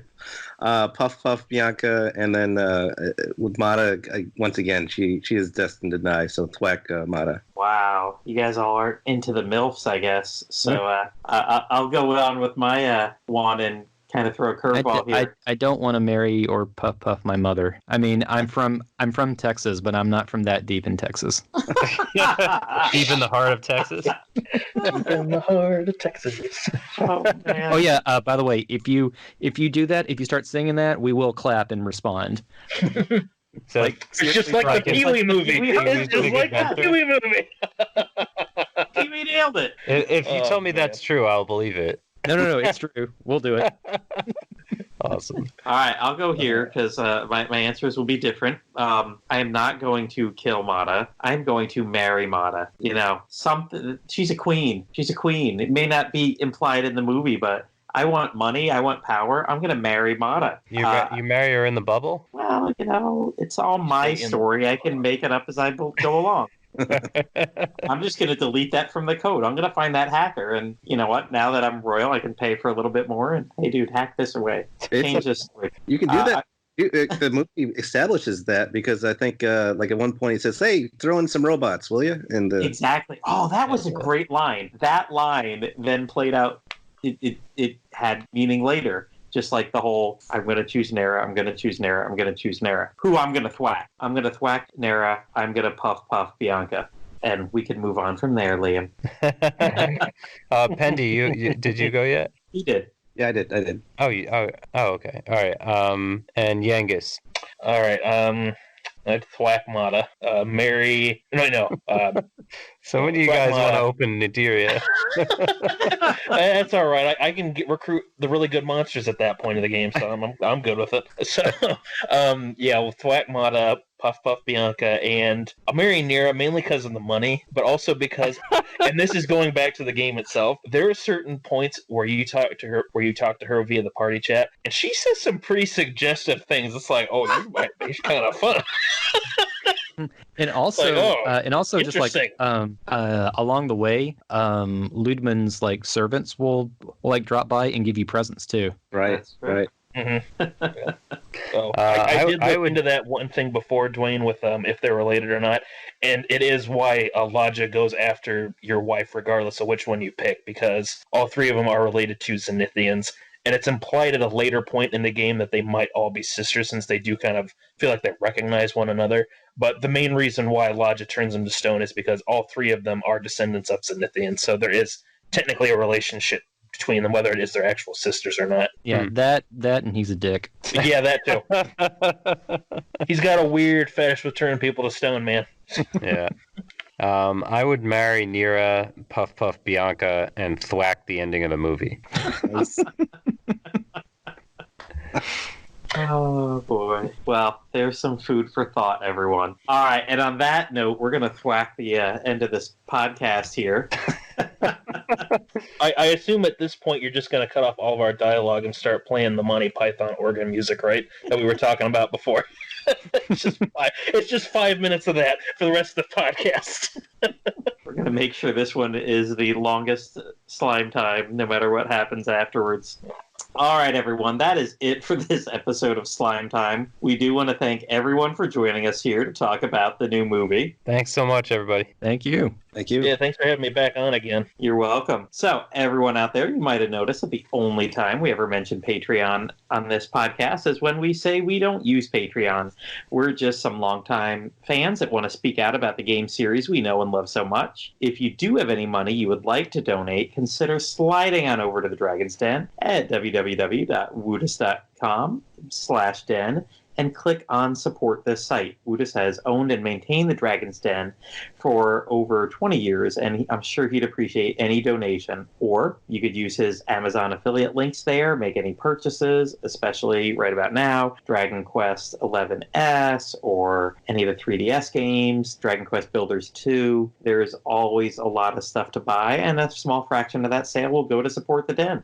And if you're an advertiser and you're looking for a cool new podcast to spend lots of ad revenue on, check us out at slimetimepodcast@gmail.com. And if you have any comments or questions for us, you can find us on Twitter at Plattym3 or at YangusTheLegendaryBandit, or hit us up both simultaneously at DQ Slimetime, and that's it. Oh, show notes left over from last time. Sorry about that. That's right. We have a new sponsor actually. It's I can't pronounce his name, but it says here he came up with the idea for Dragon Quest Your Story's ending, and he wants to positively promote the ending. Oh no! Oh dear! What? We've made a huge mistake. No, I'm just kidding. That is right. The virus has been here all along. It was me. Oh man, now people are creating viruses for podcasts. This has really gone downhill. Take that, Joe Rogan. I mean, We've been hacked by Russia. Someone help. oh, consider joining in tons of Dragon Quest discussions like the one we're having right now at the Dragon's Den forums, one of the few remaining forums still around. You can find it on Dragon's Den main page or at www.woodus.com/forums. I know I'm posting there what I'm playing, and we've got a big spoilers thread on the movie, so a lot of the stuff that we've been talking about tonight, there's a whole long thread going on about that. We'd like to thank everyone that made tonight possible, like Woodus for his support of the series and this podcast, and keeping the Dragon's Den's lights on for decades now. Thanks to Amanda Lepre and the Descendants of Erdrick for allowing us to use their music for our podcast. Descendants of Erdrick is a video game tribute band from Austin, Texas. If you like what you've heard, check them out and their most recent album, Advent, at www.descendantsoferdrick.com or on Twitter at @DofErdrick. Or go see their bandleader Amanda Lepre live on tour as a guitarist with NUWK. Our next one we get to do in person right now. Thank you to Dwaine, our wonderful graphic artist and Dragon Quest fan, for making the artwork cover for this podcast. Dwaine, as you that piece was a lot of fun to make. I got to play around in Procreate, which is a program that I'm trying to learn on the iPad, and that was one of the pieces that okay, I'm kind of starting to get into a groove and learn this program. So yeah, I had a lot of fun doing that. Well, you're welcome for us asking you to. Dwaine was back on the original iteration of Slime Time podcast, 5-7 years ago? And he's on this episode tonight. You can check out. I'm so sorry. I think it was more like 8 years ago, right? Because you guys were talking about, you're like, man, I can't wait until Dragon Quest X gets released next year. And we don't get to play it. Which one of the art books I got, it came out last month, and it should be here soon. It's a Dragon Quest X art book. It's a 500-page art book. Wow. Nice. Yeah, so I'll let you know how that goes. All right, definitely. If you won't hear from Dwaine for about a few months. He's looking through that, trying to get everything translated out. If you like if you like what he said here, or if you like our cover, you can check out more of his work at Dwaine Art on Instagram or on his website at DwaineBullockArt.BigCartel.com. And if you're looking for more DQ podcasts, check out our earlier episodes on Dragon's Den, Anchor FM, iTunes, Spotify, YouTube, and more. Please also check out our fellow Dragon Quest podcasts available like Puff Puff Hour and Dragon Quest FM. Bye, everybody. Bye. Keep on keeping it gangsta with your G's on the west side. Grow up, losers. DQ Slime Time. Sliming off.